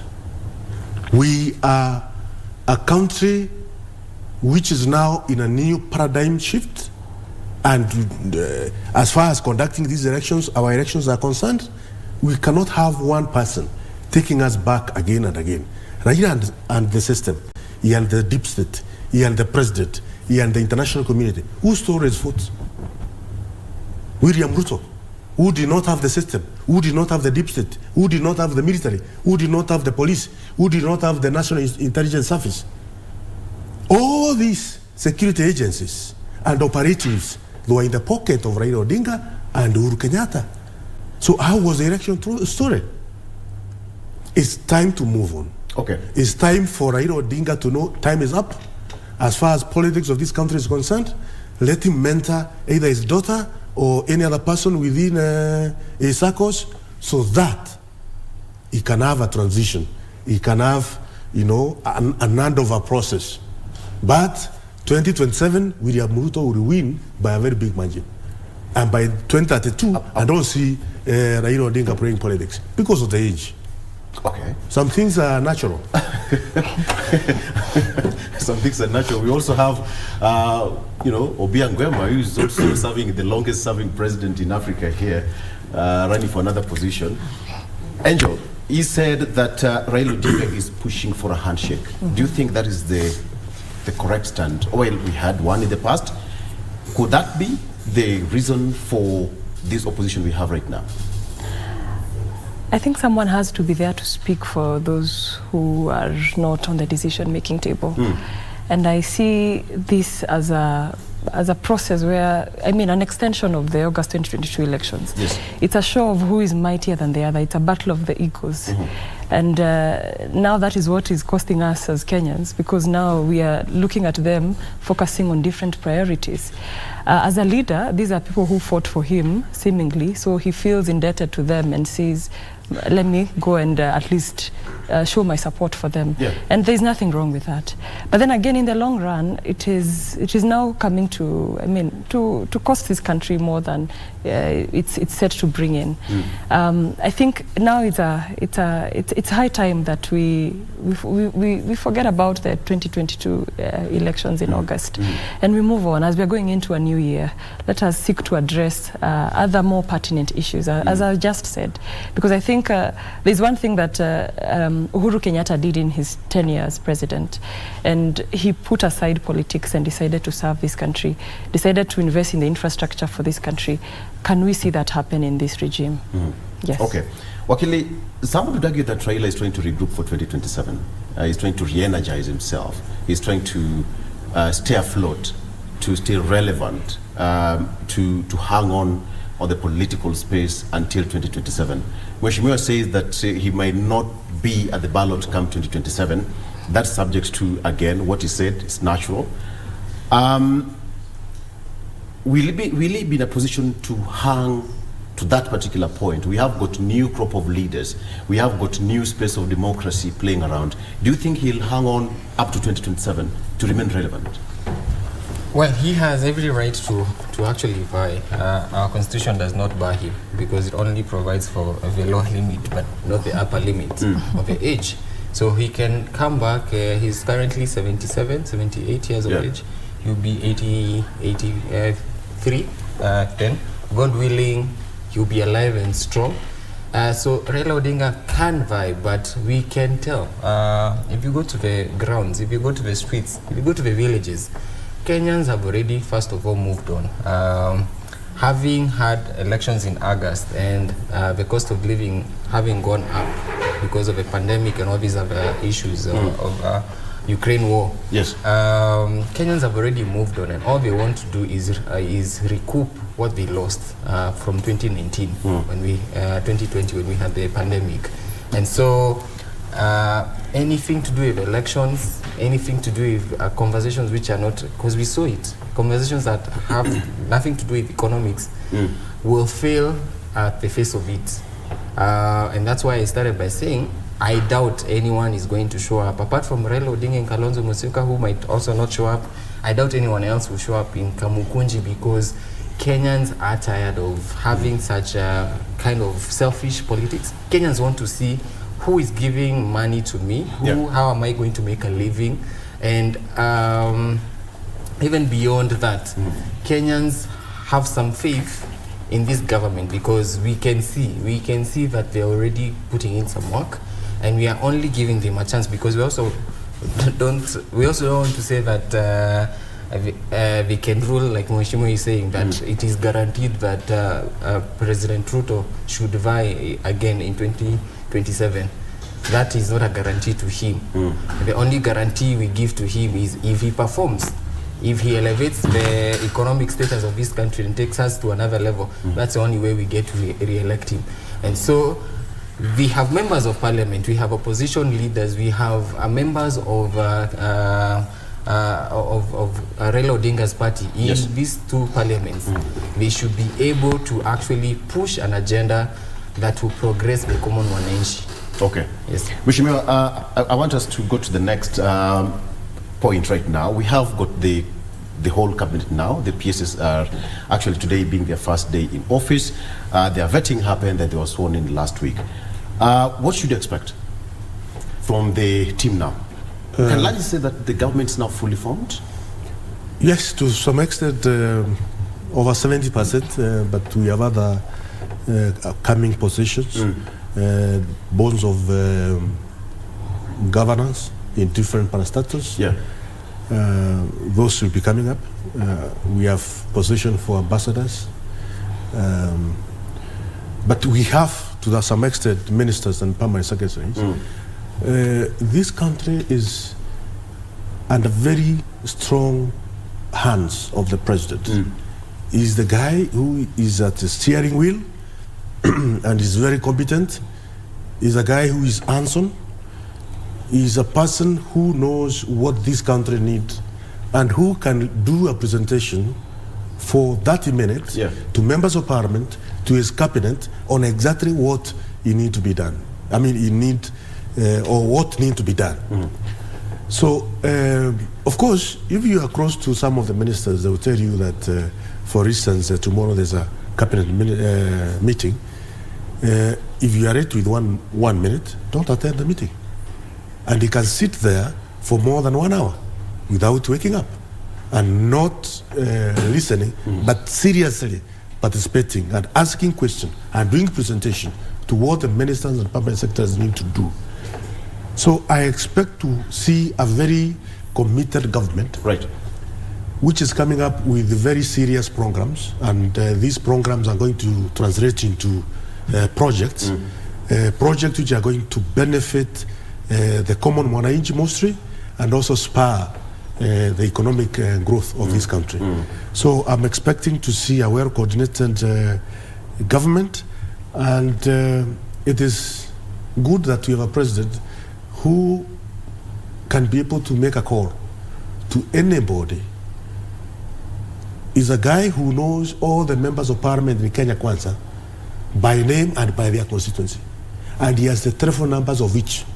So not just PSs. PSs are just 51 people, persons, and he's able to coordinate them. So we are likely to see an extremely efficient and well-coordinated government because of the person at the top, who is Dr. William Ruto. Let me talk about the issue of gender parity. During the swearing in, at some point, Mr. So-and-so, then all of a sudden, Miss. We saw a number of women joining the cabinet, the permanent secretaries coming from the minority group, some from the ASL areas. What did you talk about the composition of the PSS? We've seen some, quote unquote, some young women joining the cabinet right now. Are you satisfied with the composition? Victor, that's a huge one. Am I satisfied? Of course, I am not satisfied. We could see more, we could see better. Yeah. However, I'd like to congratulate the young women and the women who've made it to that level. It is indeed even a quest to apply, to present yourself. Sometimes that is all that it takes, because most of them are just qualified, and it's exciting to see that we are taking the gender equality conversation much more seriously in Kenya. And one thing I expect to see from them is to, set a pace and set a bar for us to also, challenge in future when we get to those positions. I expect to see a country that does not really look at gender as the basis of getting into leadership, but as qualifications, as passion, determination, and even offering yourself for that. But then again, we also cannot ignore that for us to have sustainable development in Kenya, we must ensure that we have gender equality. And again, what I expect from this government is to see the president really championing issues internationally. He made a very powerful statement at the UN General Assembly and on addressing issues on climate change. And then we also see him championing youth issues across the continent. So I also expect to see that lauded voice.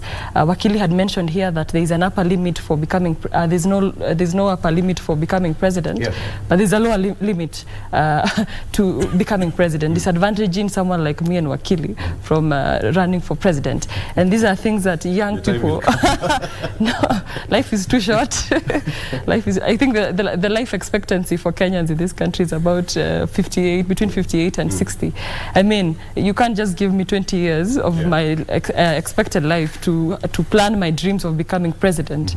So I expect to see a lot of international frontier from our president, because as we are talking about manufacturing and industrialization, technology, and ensuring food security, all that will come with the help of our neighbors. How we work together and ensure that the region is stable. That will ensure that we have more jobs being created in the country. We'll have young people having platforms and opportunities.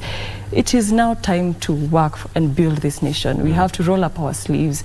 Politics is not putting food on the table. I am glad that Kenyans are coming to that realization. And it is how best you work as an MCA, as a governor, as a senator, as even president, that gets you now re-elected or getting to that where you want to be as a leader. It is going to be based on the track record you had.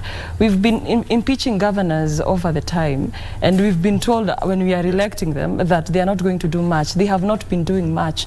Please don't expect them to do more. And we have seen exactly that. We cannot expect a bicycle to work like a Mercedes Benz. Garbage in, garbage out. Let us not expect things to work differently. I see an agile president, a very focused president, a very passionate president. Let's give him a chance to work and serve this country. Wakili, assume you're sitting in the advisory committee in State House and you're sitting with the cabinet. The president is just by your side, and you have the PSs together, you have the president's agenda. What are some of the pointers you'd deliver to the PSs for them to perform better? For the PSs, their role is actually right there in the different statutes that they work under. That they're supposed to, they're actually the people who work in that cabinet, in that executive arm of the government. The PSs are the ones who are expected to supervise every other head of department in that particular area. And so the PSs, I expected, one, to avoid any politics, to have an understanding of what their mandate is, which is also given by the Constitution, to focus fully on delivery of services in those particular sectors they've been put in. And so if you're in charge of foreign affairs, as a PS, you should focus fully on foreign affairs. Let me talk about one that is really saddened most of the Kenyans, the land issues in this country. If you're a PS of land, you've been mandated by the Constitution and the land laws in this country to make sure that there is proper delivery and safety of land. And so as a PS for land, and we know for certain that there has been a process of digitization of this whole process of transfer of land, which has failed. And we are keeping quiet about it. We are supposed to actually talk about it, because it is part of our revenue that has been blocked, but the whole processes at Avisas are not continuing. The PS of land needs to make sure that that process is unlocked, that Kenyans are able to buy and transfer houses and land in this country. Those who have community or are sitting on community land that is being abused, the PS needs to make sure that that stops, and that as part of his mandate, that he fully implements the Land Act, and that we are able to have ease of doing business, ease of transacting. We need to do that the executive needs to make sure that that happens. And so for the PSs, as in they have so much on their table, there's so much to be done. And I'm just highlighting just a bit of it. I'm not even going to the transport and infrastructure, whereby we have seen houses and people dying in this country, contractors not doing a good job because of corruption. They have a lot on their plate to actually deliver on. Okay. Mheshimiwa, the proposal to have the ministers to come to the floor of the House to answer questions, how would that change the style of government? It's a very good proposal, and the National Assembly or the Parliament is in the process of amending the standing orders. Yes. So that ministers can be able to come to the floor of the House and answer the questions. Because at the moment you realize under the current standing orders, the chairman of different committees of Parliament are the ones who answer questions on behalf of the ministers or the leader of majority. And there's a danger to that. Yeah, because you are not in his office and you don't know the day-to-day running of the minister's office. So I think it will increase the accountability of the executive to the people of Kenya, because the Parliament is they are the representatives of the people. Yeah. And the questions asked there, we ask them on behalf of our constituents, and the minister is able to answer directly without going through other many processes. And you know, it gives the executive to be more transparent, to be more accountable to the people, and it will give room for all projects or all issues happening in different parts of this country, whether it is security, whether it is agriculture, whether it is education, whether it is infrastructure, that the executive can answer those questions directly. It will improve on efficiency, as well as when he is answering the questions in the floor of the House.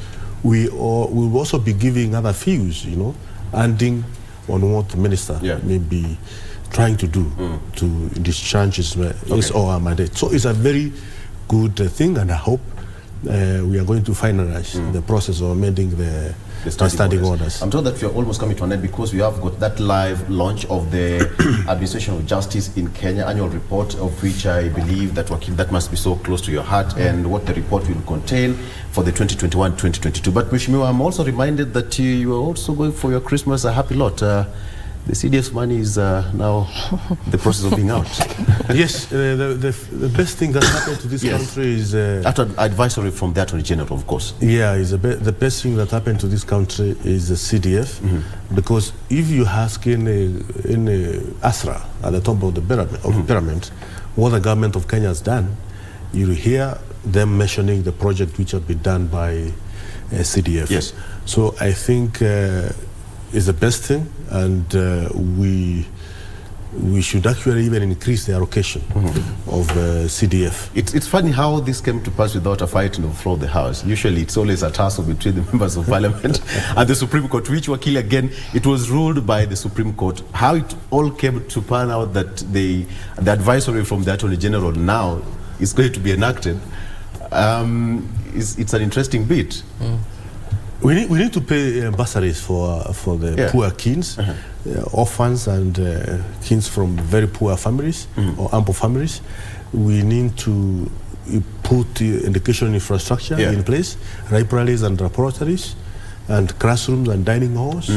We need to improve different social amenities in our constituencies. We can only do that if members of Parliament are facilitated. Only that it's only called for due diligence during the use of that particular money. All right. Let me ask you, Miss President? Yes. We are all here. You can pick us for your cabinet. What is that role all about? Well, that's a big name, Angel. Yes, Victor. Miss President is a cause by the civil society to elevate the gender equality conversation in Kenya. So Miss President is a platform I applied to very early this year, and from a pool of 700 applicants. 700? Yes, okay. women from across the country. I was shortlisted among the 300, and then from 300 we were shortlisted again after auditions to top 50. And this top 50 get to join a leadership academy where we are taught issues to do with leadership, governance, food security, foreign policy, national security, everything government of Kenya. And from that we are given tasks and presentations, and then we have eliminations.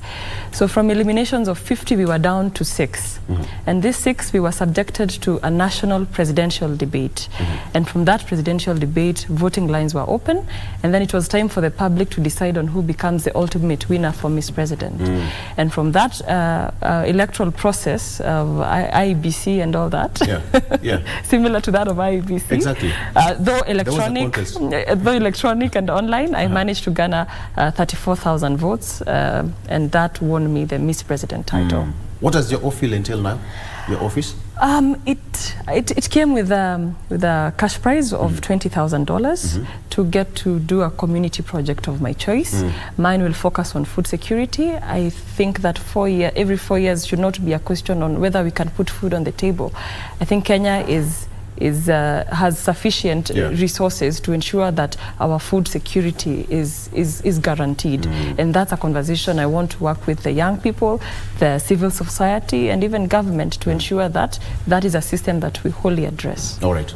I think that's the best point for us to wrap it up. We'll be heading to Safari Park shortly, where the President will also be there during the launch of the Administration of Justice in Kenya Annual Report 2021-2022. And of course, part of the Directorate of Public Affairs and Communications, which sent that this dispatch, of course, is going to be held at the Safari Park Hotel. Gentlemen and lady, thank you so much for making up your time. All right. That has been Angel Bodia, who is Miss President. I'm still going to apply to be in the communications department of the President. I fit that bill. Wakili, thank you so much for coming over, and Mheshimiwa, thank you as well. Thank you so much. All right. So let's take a break. GMK continues shortly after this. Good morning.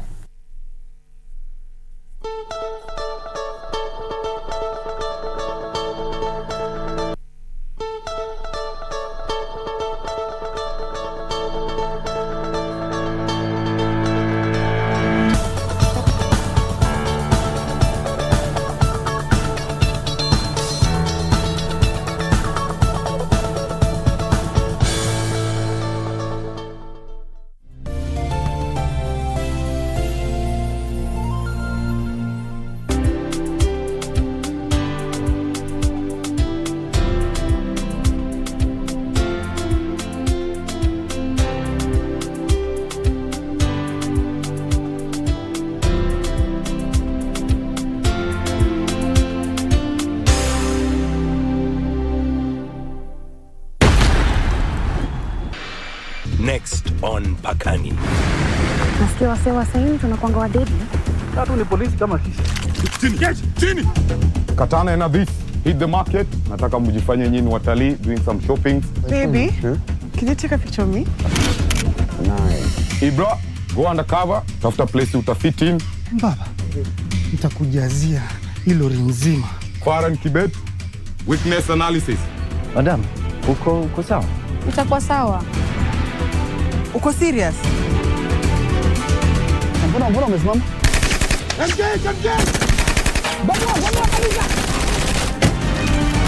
Return to base. I repeat, return to base.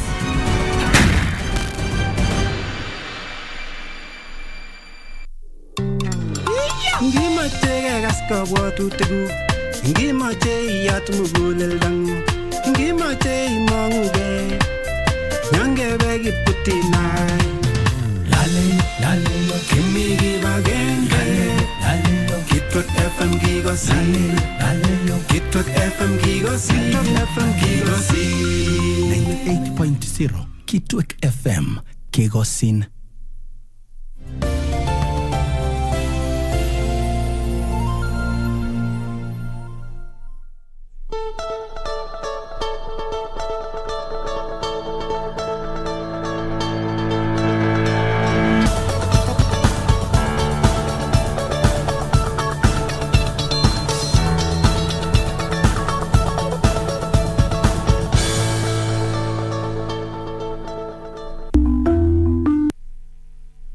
Back. This is still Good Morning Kenya. Thank you for staying with us.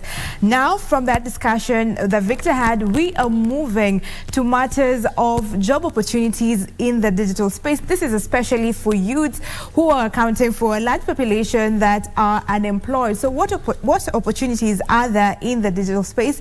And for this, we are being helped by David Millery on my father's left. He's the president of Edu Plus International. And my nearest left here, I have Humphrey Muchuma, who's the founder and MD of Inua AI Solutions. Karibuni, gentlemen, welcome. It's a pleasure. Thank you very much. Okay, so we want to talk about the digital economy. There's been some projections that by 2025, it'll account for 9.24% of the total GDP in Kenya. So we want to understand the digital economy, the gig economy. We use it, here and there, but maybe someone doesn't know what it is about. Maybe I'll start with you, David. Well, it's an interesting question. Of course, we always look to the future because of the pace that technology moves. So because of the pace of technology moving, we also have to move with that pace.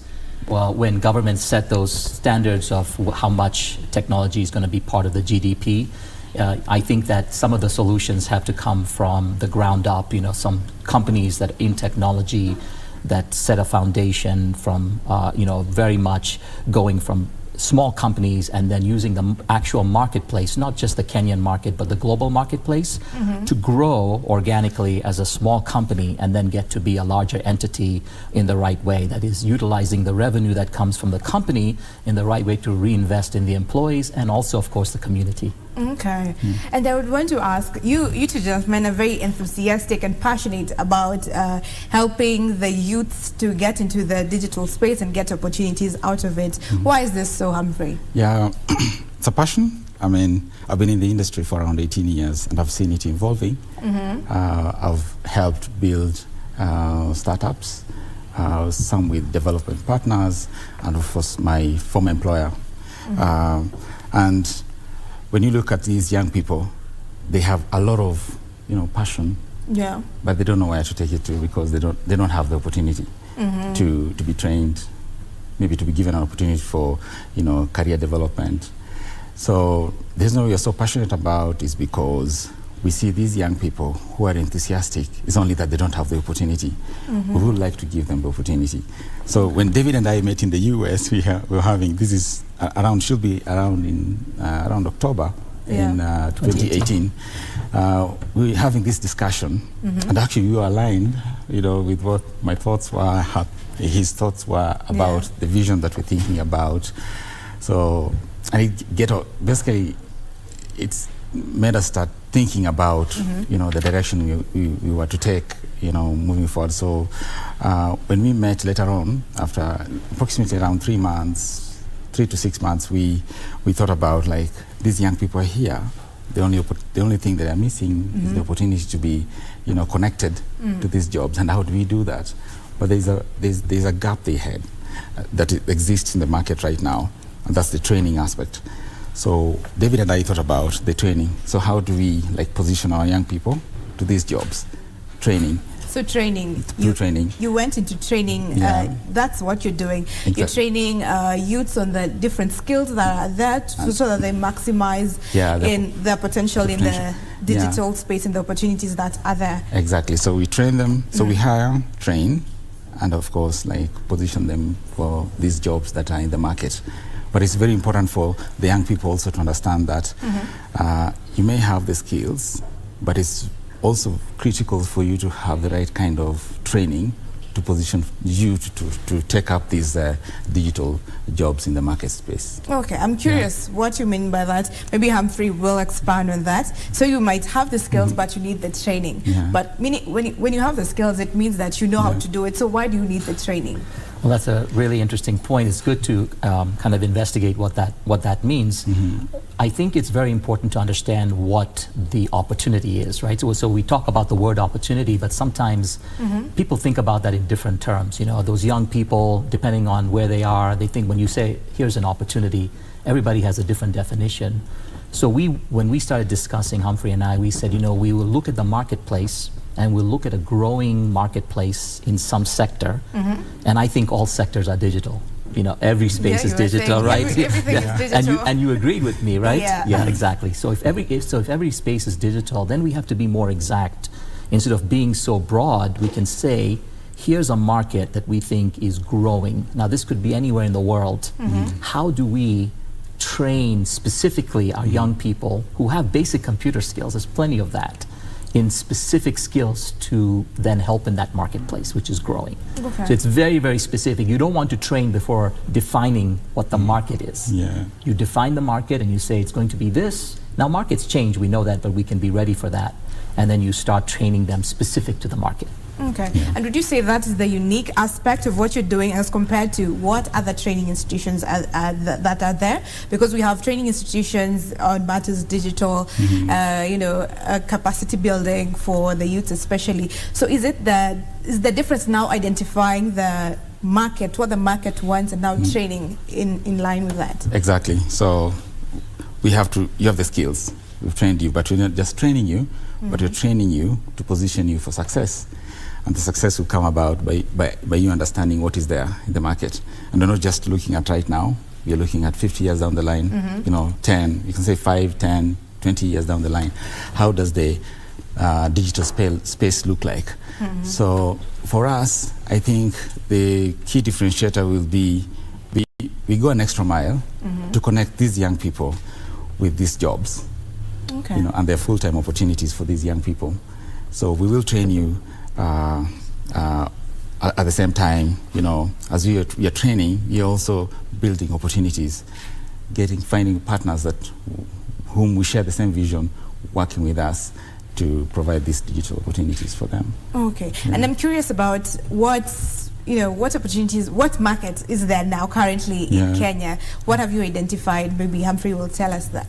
Okay, well, you know, I think the marketplace we need to be looking at is the global marketplace, and that's the thing that needs to be understood, that yes, there is a Kenya marketplace. It's growing. We know Kenya is a wonderfully growing country, but the global market affects us in Kenya, and who understands that? Should it just be a few people that understand the global markets, or should the young people have a good understanding of what those global markets, not only what those global markets are, but how do they fit into the global market? Because I think that one of the things that technology has done is allowed us to participate in the global market much easier today than 10 years ago. Yeah, now we are, you know, we are a global village, so everything can be done, anything is possible. So explaining that to somebody who's young, especially, you know, we have a large percentage of our young people coming from difficult backgrounds.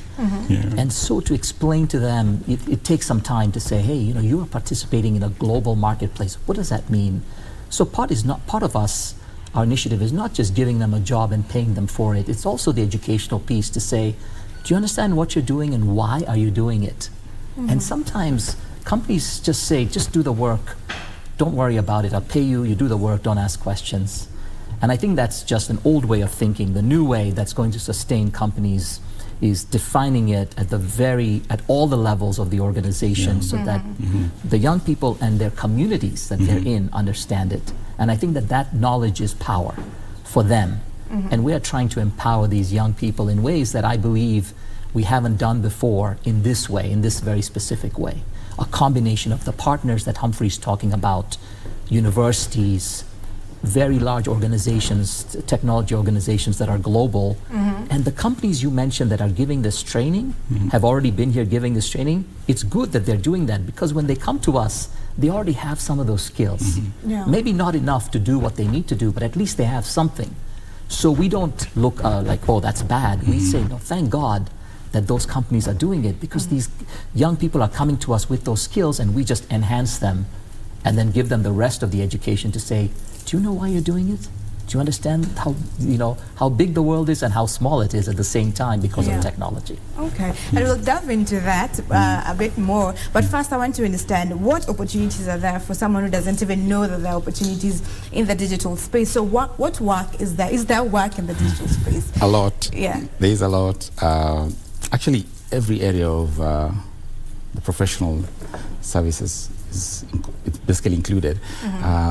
We have in marketing, sales, IT. You'll be surprised that we also have in photo editing, video editing, like what you're doing right now. All right. We have close to 90 young people, working with us, doing a lot of photo editing, video editing for our client and our business partner in the US. So you're working remotely, and editing is not something that maybe someone would think exactly. you would work for a country that is not here. You'd something that you work remotely for. So it's therefore across all professions. It's actually across all professions, and right now, you can actually call a doctor. This what do you call it, David? Is it telemedicine? Telemedicine. Yeah, telemedicine. And while we were in the US, it's the first time I actually heard about telemedicine. That's in 2018. I know it's something that maybe may have been there, but every other profession basically is getting into the digital space, and there's no limitation to it. It's just getting the right kind of exposure. And then the kind of training.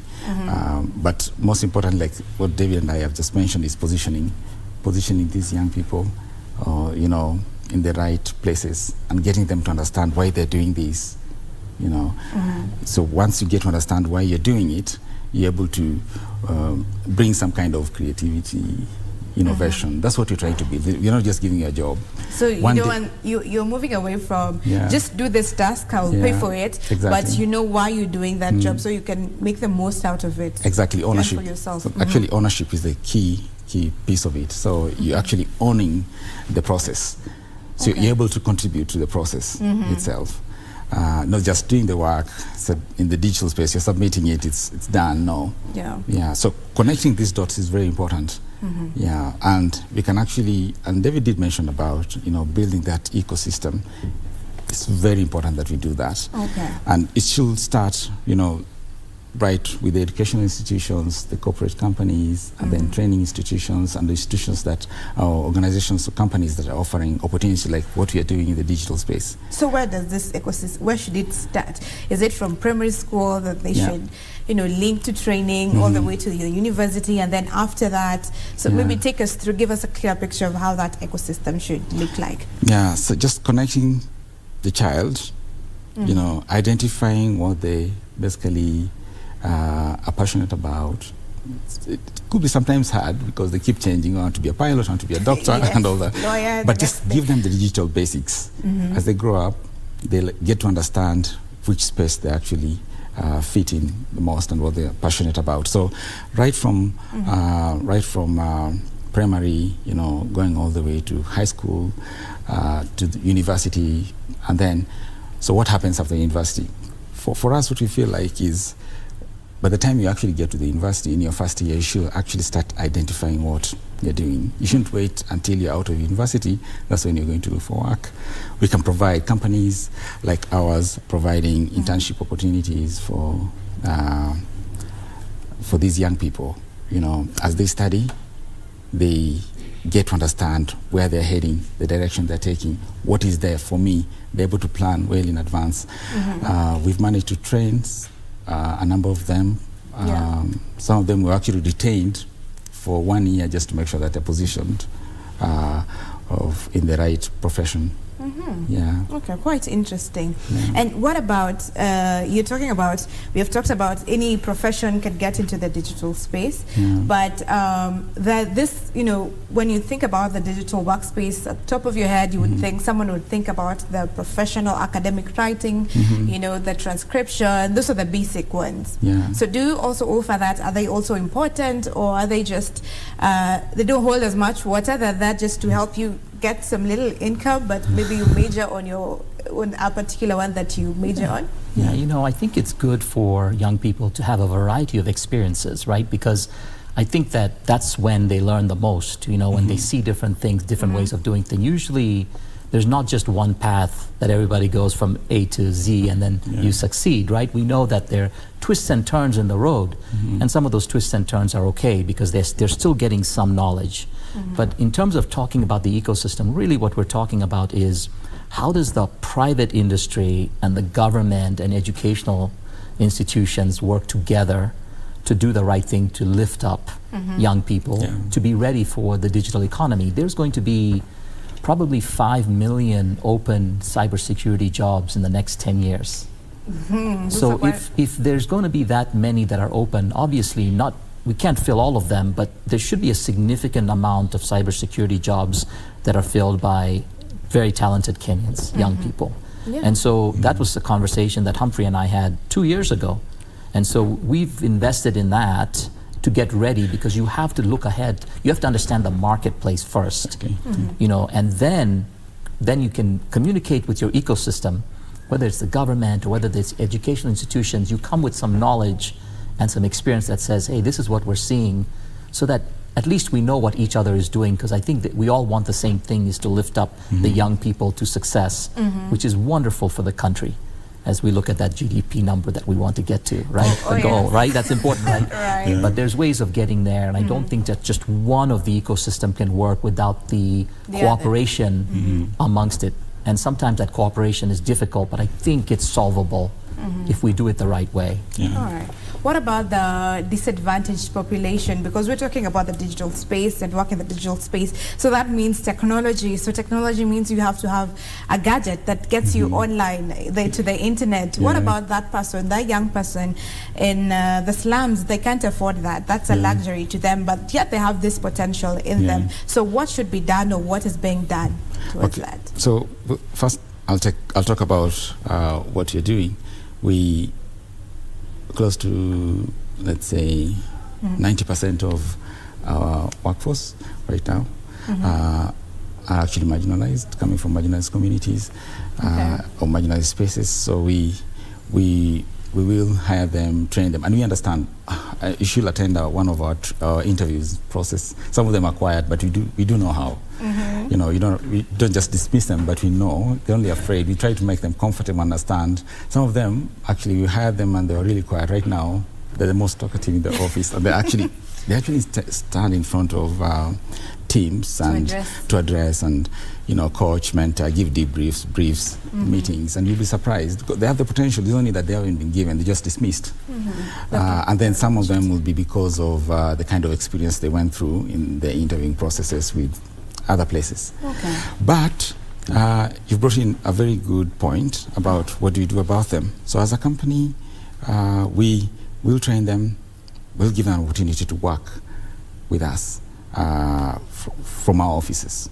We have the equipment, and then we also have a very strategic partner whom we're working with, that's Dimension Data, who basically provides us with the technology and the workspace area. So that makes it easy for us in terms of even business continuity, because they're actually amongst the best that you can speak about. So we'll provide them with that. But another option will be financing, and financing is a big challenge in the digital space. I know right now we have the Hustlers Fund. Everybody's talking about it. But I'll advise the young people to be very careful, you know, and when they're going out to get the funds, let's say they want to invest in a laptop, you know, get internet connectivity, do your research, do it right. The opportunity is there for you to get the funds. But most importantly, do some research, get to understand what you're getting into. Do I still need just a little bit of training? There are some other institutions that are providing training, free training, or you just pay 1,000 shillings. Is it possible for me to get 1,000 shillings? Yes. If not, what are the options available for me to get to do that? So once you identify, then I'll say, like, you can go out and reach out for that opportunity and buy the laptop, you know, and then, you know, set yourself up with the digital. But we have I know it's really hard. It may take a little some time to implement some of these things. But that will be my advice. Like, you know, we, as a company again, we're thinking, like what we'll do in future will be, we may work with these young people, maybe like provide them with this kind of equipment. Okay. When the profits, we're making very good profits, we're up there. Yeah. So it's not just an individual doing it or a company doing it, it's an ecosystem.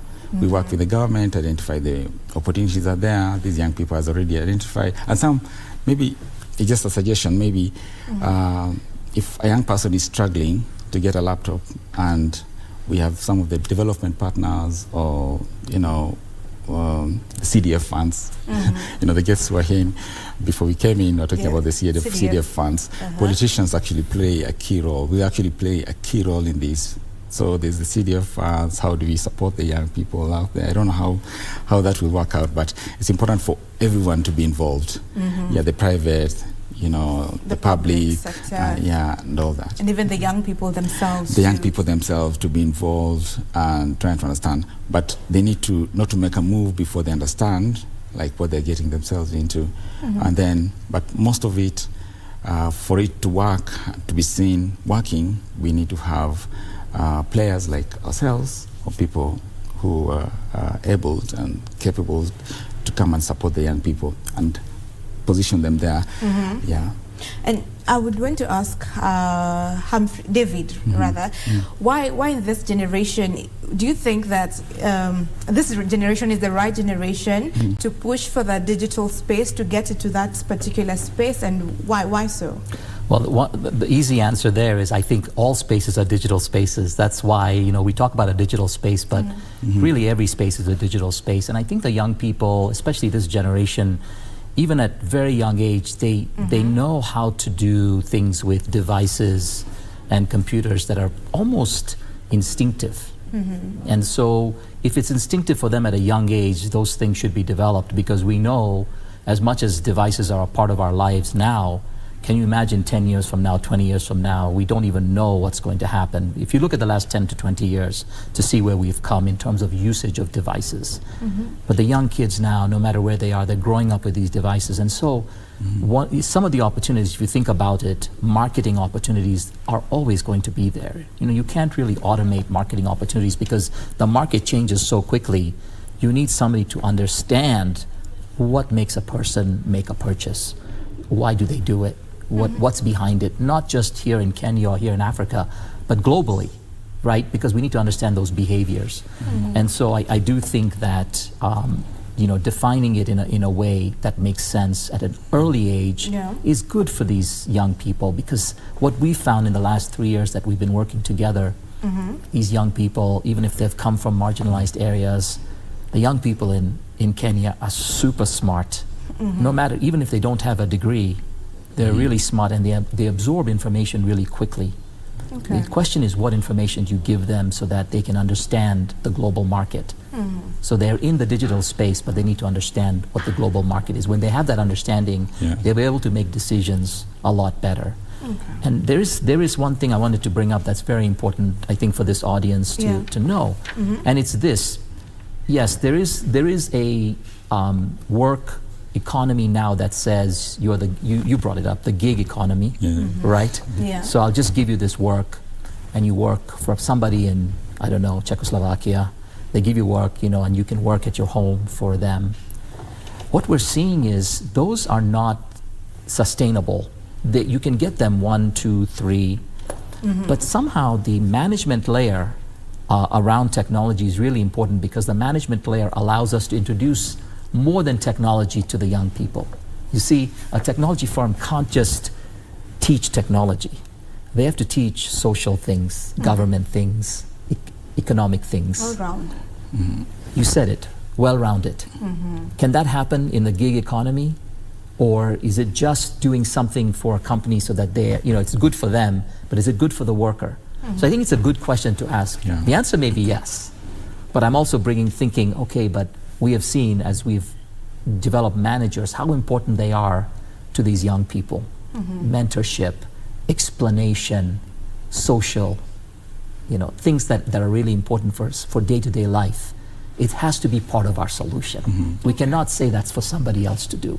And that's the ecosystem. When you talk about an ecosystem, that's what we're talking about. which I think is really important. Okay, so we're moving away from the gig economy, that's what you're saying, and now mentoring them, empowering them in a management perspective, a way of thinking, knowing that this is why I'm doing this, you know. Yes. Empowering them to also rise up from whatever they're doing. So let's talk about the gig economy for a minute there. And people are doing it, and they've been trained on it in the digital training programs, and you're being trained as, you know, to be a transcriber, and you get a gig in one of the platforms we have.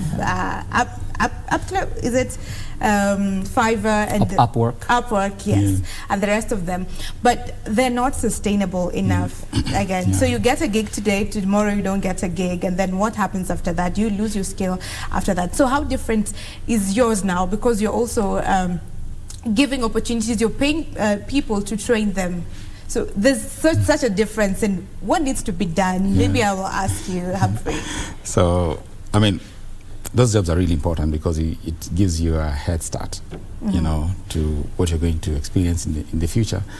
You know, with that experience, there may come some kind of disappointments where you get a job today, tomorrow you don't. After a month, that's when you're securing another. What I think it's important to know that. And again, you talked about transcribing. Just remember that we have machines that are learning. There's machine learning, so machines are learning, and we're actually the ones who are training the machines to do that. So they come and take over these jobs. And I think you've seen these on YouTube. Really, there's no transcriber, but you know, you can actually get to see. They transcribe whatever you're saying there. Transcribe. So you need to just be prepared for the generation that is right now. Let's talk about us. We need to just be prepared about the future. Maybe what you'll be looking at will be a validator, maybe a quality person that will look at the transcribing, wherever it's needed, proofread and all these kind of things. But it's important for people that are abled, you know, organizations that are able, you know, if they're providing that training, maybe they can move a little bit a notch higher and say, yes, you're providing this training, but are there opportunities for us to even reach out now to these people that are providing these jobs? You know, like what you're doing. We felt like it's really important for us to do that. To link them to the market. We are linking them to the market, and we're able to work with the companies to work on the different tiers. David and I are actually diversifying our interests, like the business opportunities that we're seeing. We're into cyberspace, software development. Of course, there's the real estate, and then the professional services. The professional services are things to do with marketing, you know, sales, IT, consulting, and the likes, accounting as well. We actually have that being done in Kenya by our team, the areas that I've mentioned. These people are here from home, but actually sitting in management in the US. Yeah, so helping this, you know, it's can be a challenge, but just going that a notch higher and talking to this, identifying the market, and then talking to these corporate people, and you know, getting a leeway with them to assist these young people, you know, get in and develop a tier for them is really important.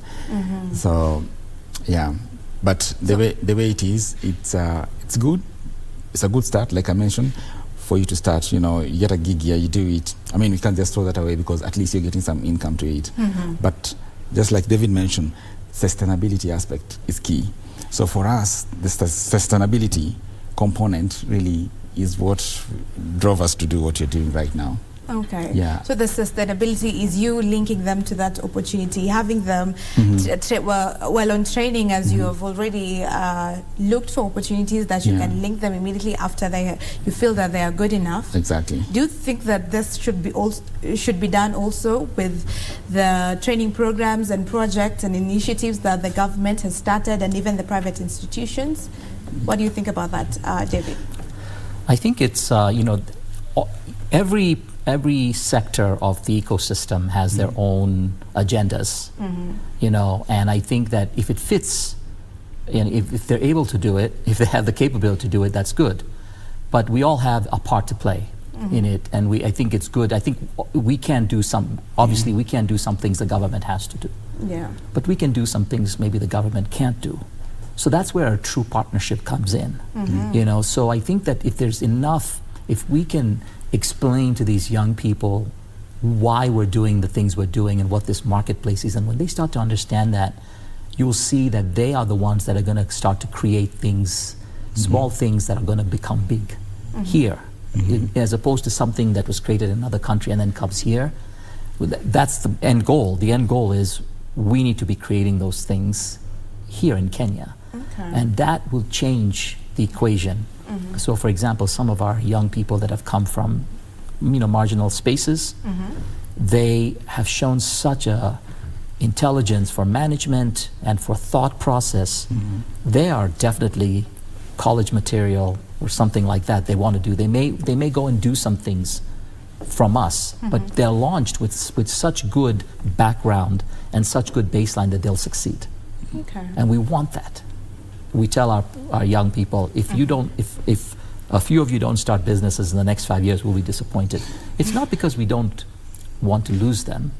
You know, we know their capability, and we know that the way things can get better is when they take that chance and go do something. So some of the stuff that we're doing is so instructive because they start to put some things together. For example, competition. We're in the World Cup now. Everybody knows, everybody's thinking about competition, right? But how often do we talk to our young people about who are you competing with? Is it just with people here in Kenya, or are you competing with somebody in the Philippines and somebody in India? And what does that mean? So those questions have to be asked and answered, not by us, but we have to ask the question, and then we get the response from them, so we can understand how they're thinking. We can give some response, and I think from that they're growing.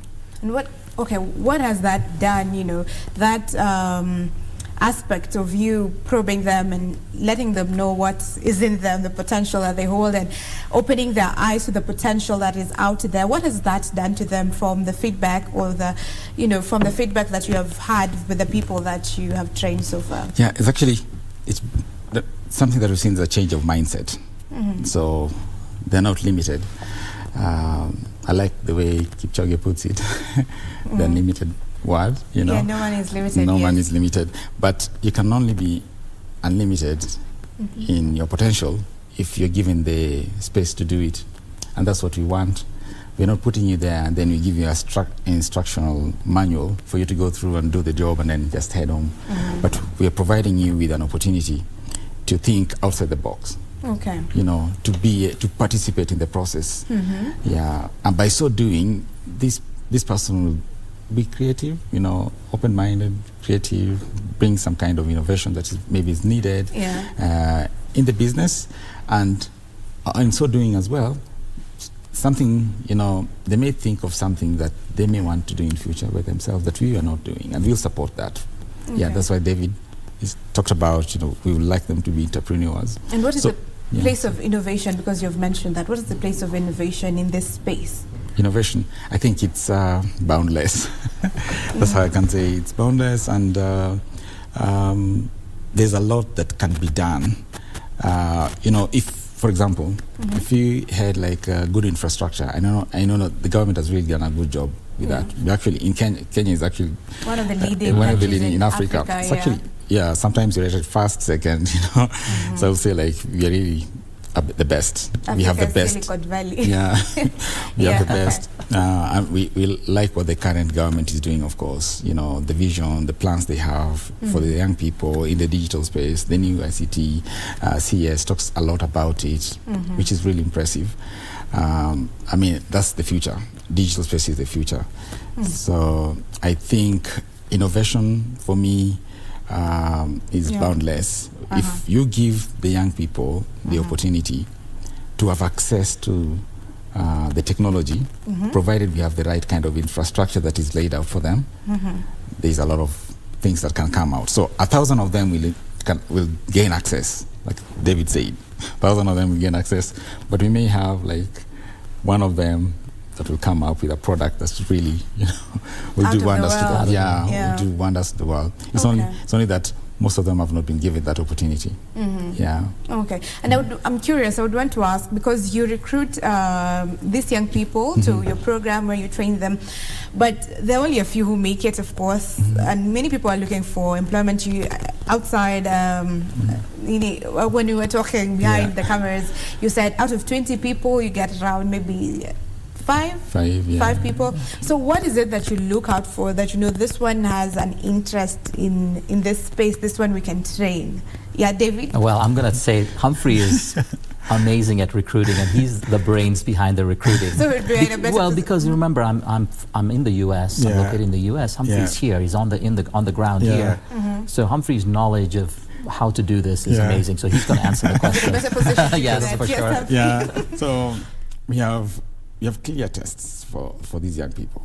Tests that they'll do, and we'll be able to know, like, this is the right candidate for this job. But however, we do not dismiss the rest. If we realize there's a potential in you, we'll consider you for the next position opening. So, and remember, there's a training aspect, and it doesn't mean that the person you're taking scored 100 or 80 or 90. Could be even a 50 or 60. But we've seen the potential that they have with our tests that we're doing in the recruitment process. And we're able to provide them with an opportunity to train them, on the job and position them.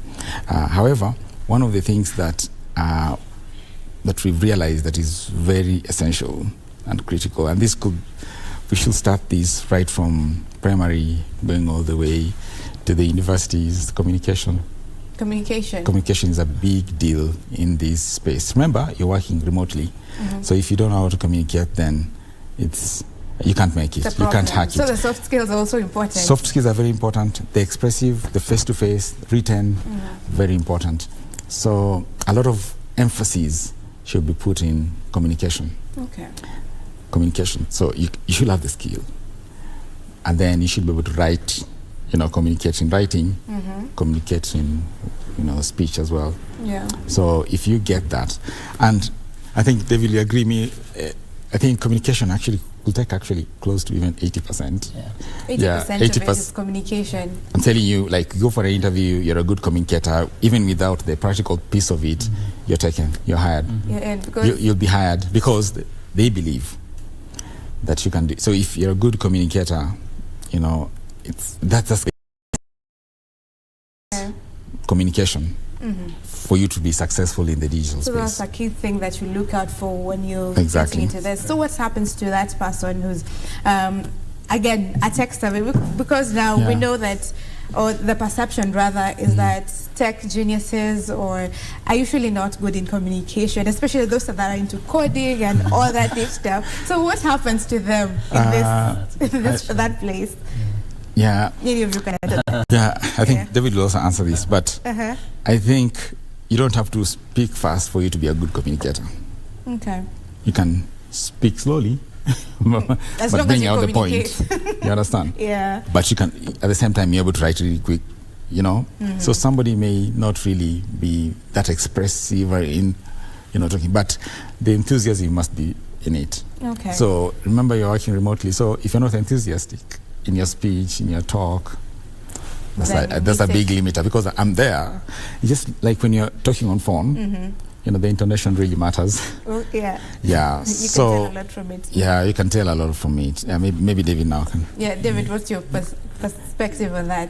Well, I agree that communication is really important, but your specific question was what happens to the ones that, aren't good communicators. I think part of our education is helping them and making them understand why. So we may have a young person that comes to us and says, I can code really well. Why should I communicate? But the thing is that just writing code is not enough, because you have to communicate around the requirements of the code. Communication is not just speaking, it's also understanding. And if you don't understand it, you write code, it's excellent, but it may not be what's needed. So what good is that, right? Yeah. So there is opportunity, even though we need people with good communication. Even the people that don't have communication, we know there's other skill sets, there's other places for them that they can go. And part of our strategy is how do we strategize on that, right? Because I think there's a place for everyone.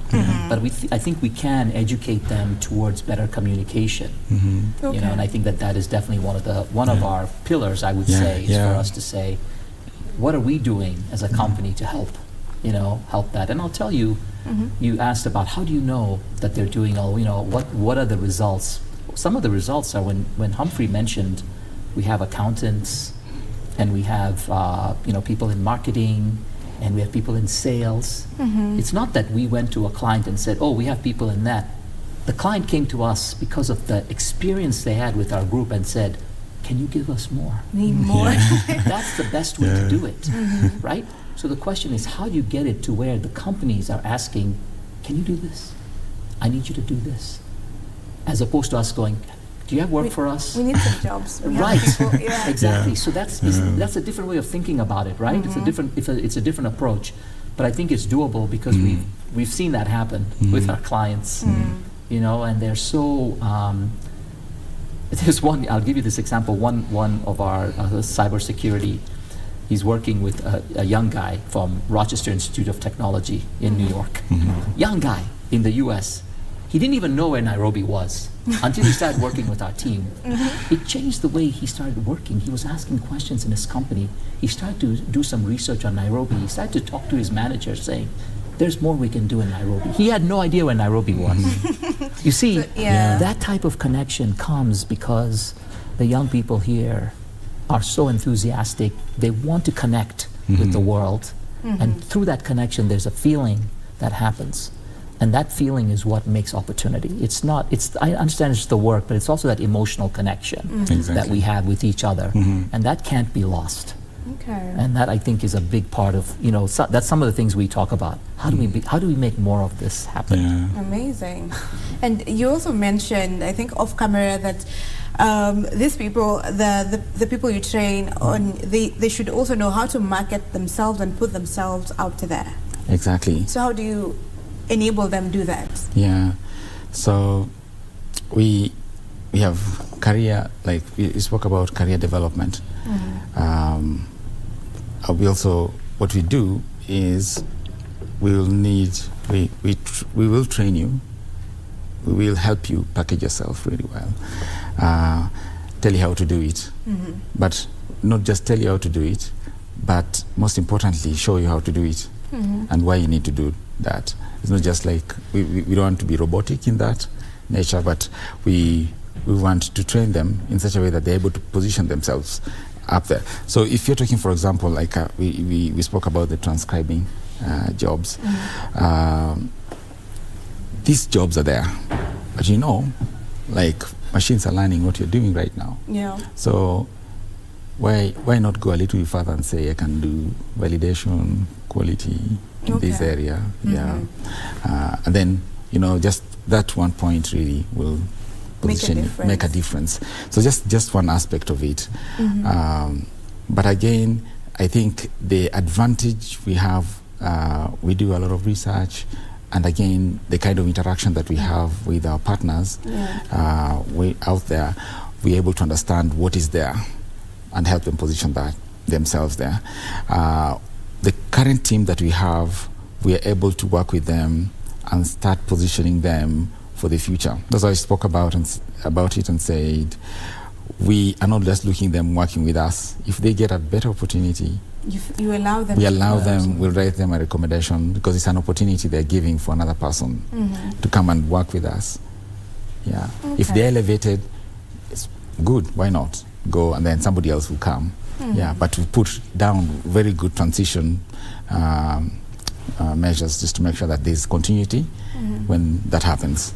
Okay. Yeah. And what about perception? Some youths have it that maybe online work doesn't pay, or online work is not really legitimate, and some people have not really are not evolving with the digital evolution that is happening or the technological evolution that is going on. So what would you speak on that? Well, again, I think different people define it differently, so we have to ask some more questions about why they feel that way, and we have to be more proactive and forward-looking, right? So one of the challenges that we have is how do we become more predictive instead of reacting to what the world has done with technology, and we're always reacting to what the world is. How can we become more proactive with technology? You know, so we're talking about online things. That's maybe 10 years ago, people were, in other countries were doing that, and suddenly now we're seeing that coming. So we're always lagging behind. So one of the things that we want to solve is, can we be proactive? So for that person that comes in and says, I don't think it is, I think they've had a bad experience. And there's many bad experiences that you can have, not just with the technology space, but with any job, you can have a bad experience.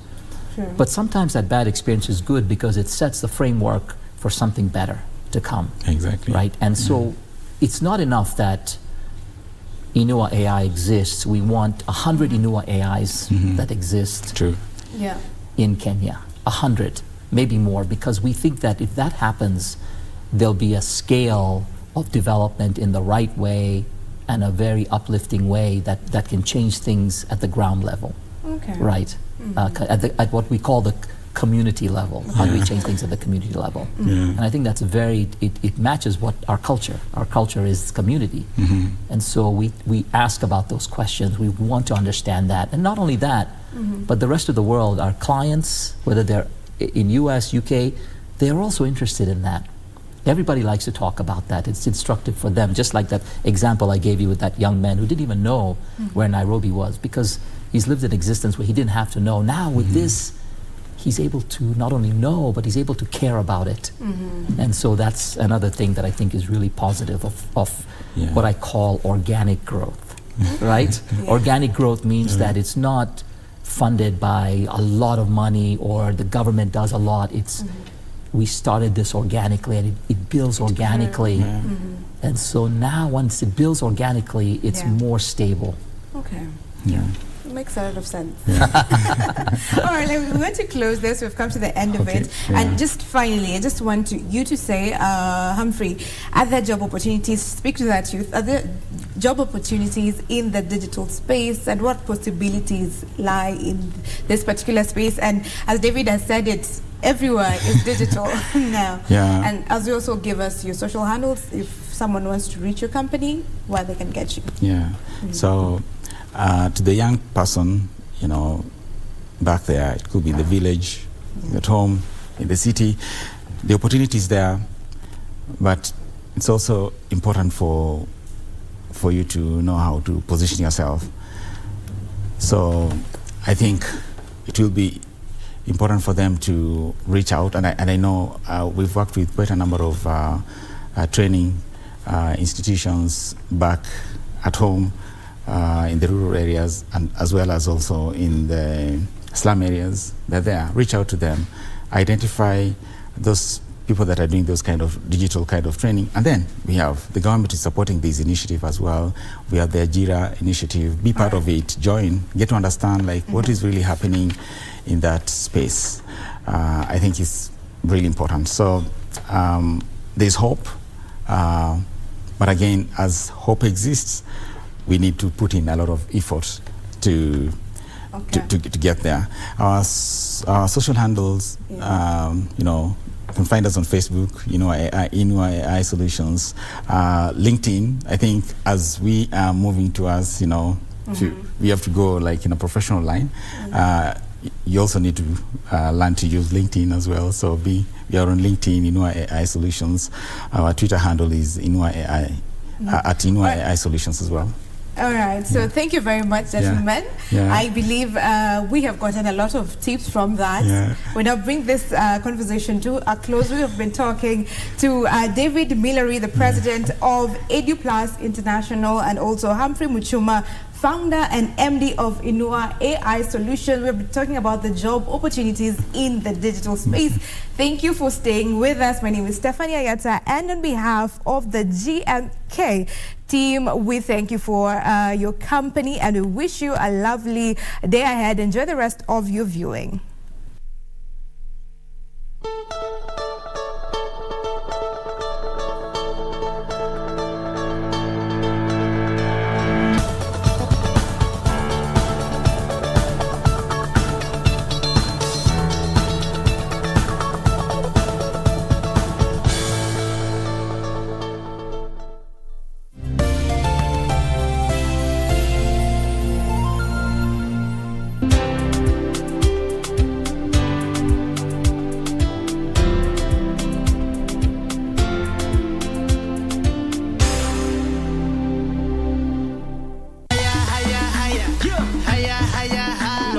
hayawi huwa kinyang'anyiro cha kombe la dunia nchini Qatar cha Wananga Novemba 20 hadi Disemba 18, huku timu 32 zikiwania taji. KBC Channel 1 inakupa fursa ya kutizama mbashara kipute hicho kutoka Qatar nyumbani kwako. Runinga ya KBC Channel 1 inakukaribisha kwenye kipindi cha Dunda Dunda Qatar. Nakwambia kwamba baba, alama ya reli ni Dunda Dunda Qatar, na tunakuja nyumbani pale mtaani pale ambapo upo wewe mwenyewe, huku ukijishindia zawadi chungu nzima. Hapa kumejaa vitu kocho. Jongea shabiki kwenye Dunda Dunda Qatar. Ukitazama unashinda. KBC Channel 1, wenzio wa dhati michezoni. Sauti ya Kenya 92.9. Hii ni KBC Radio Taifa. Kila kitu maishani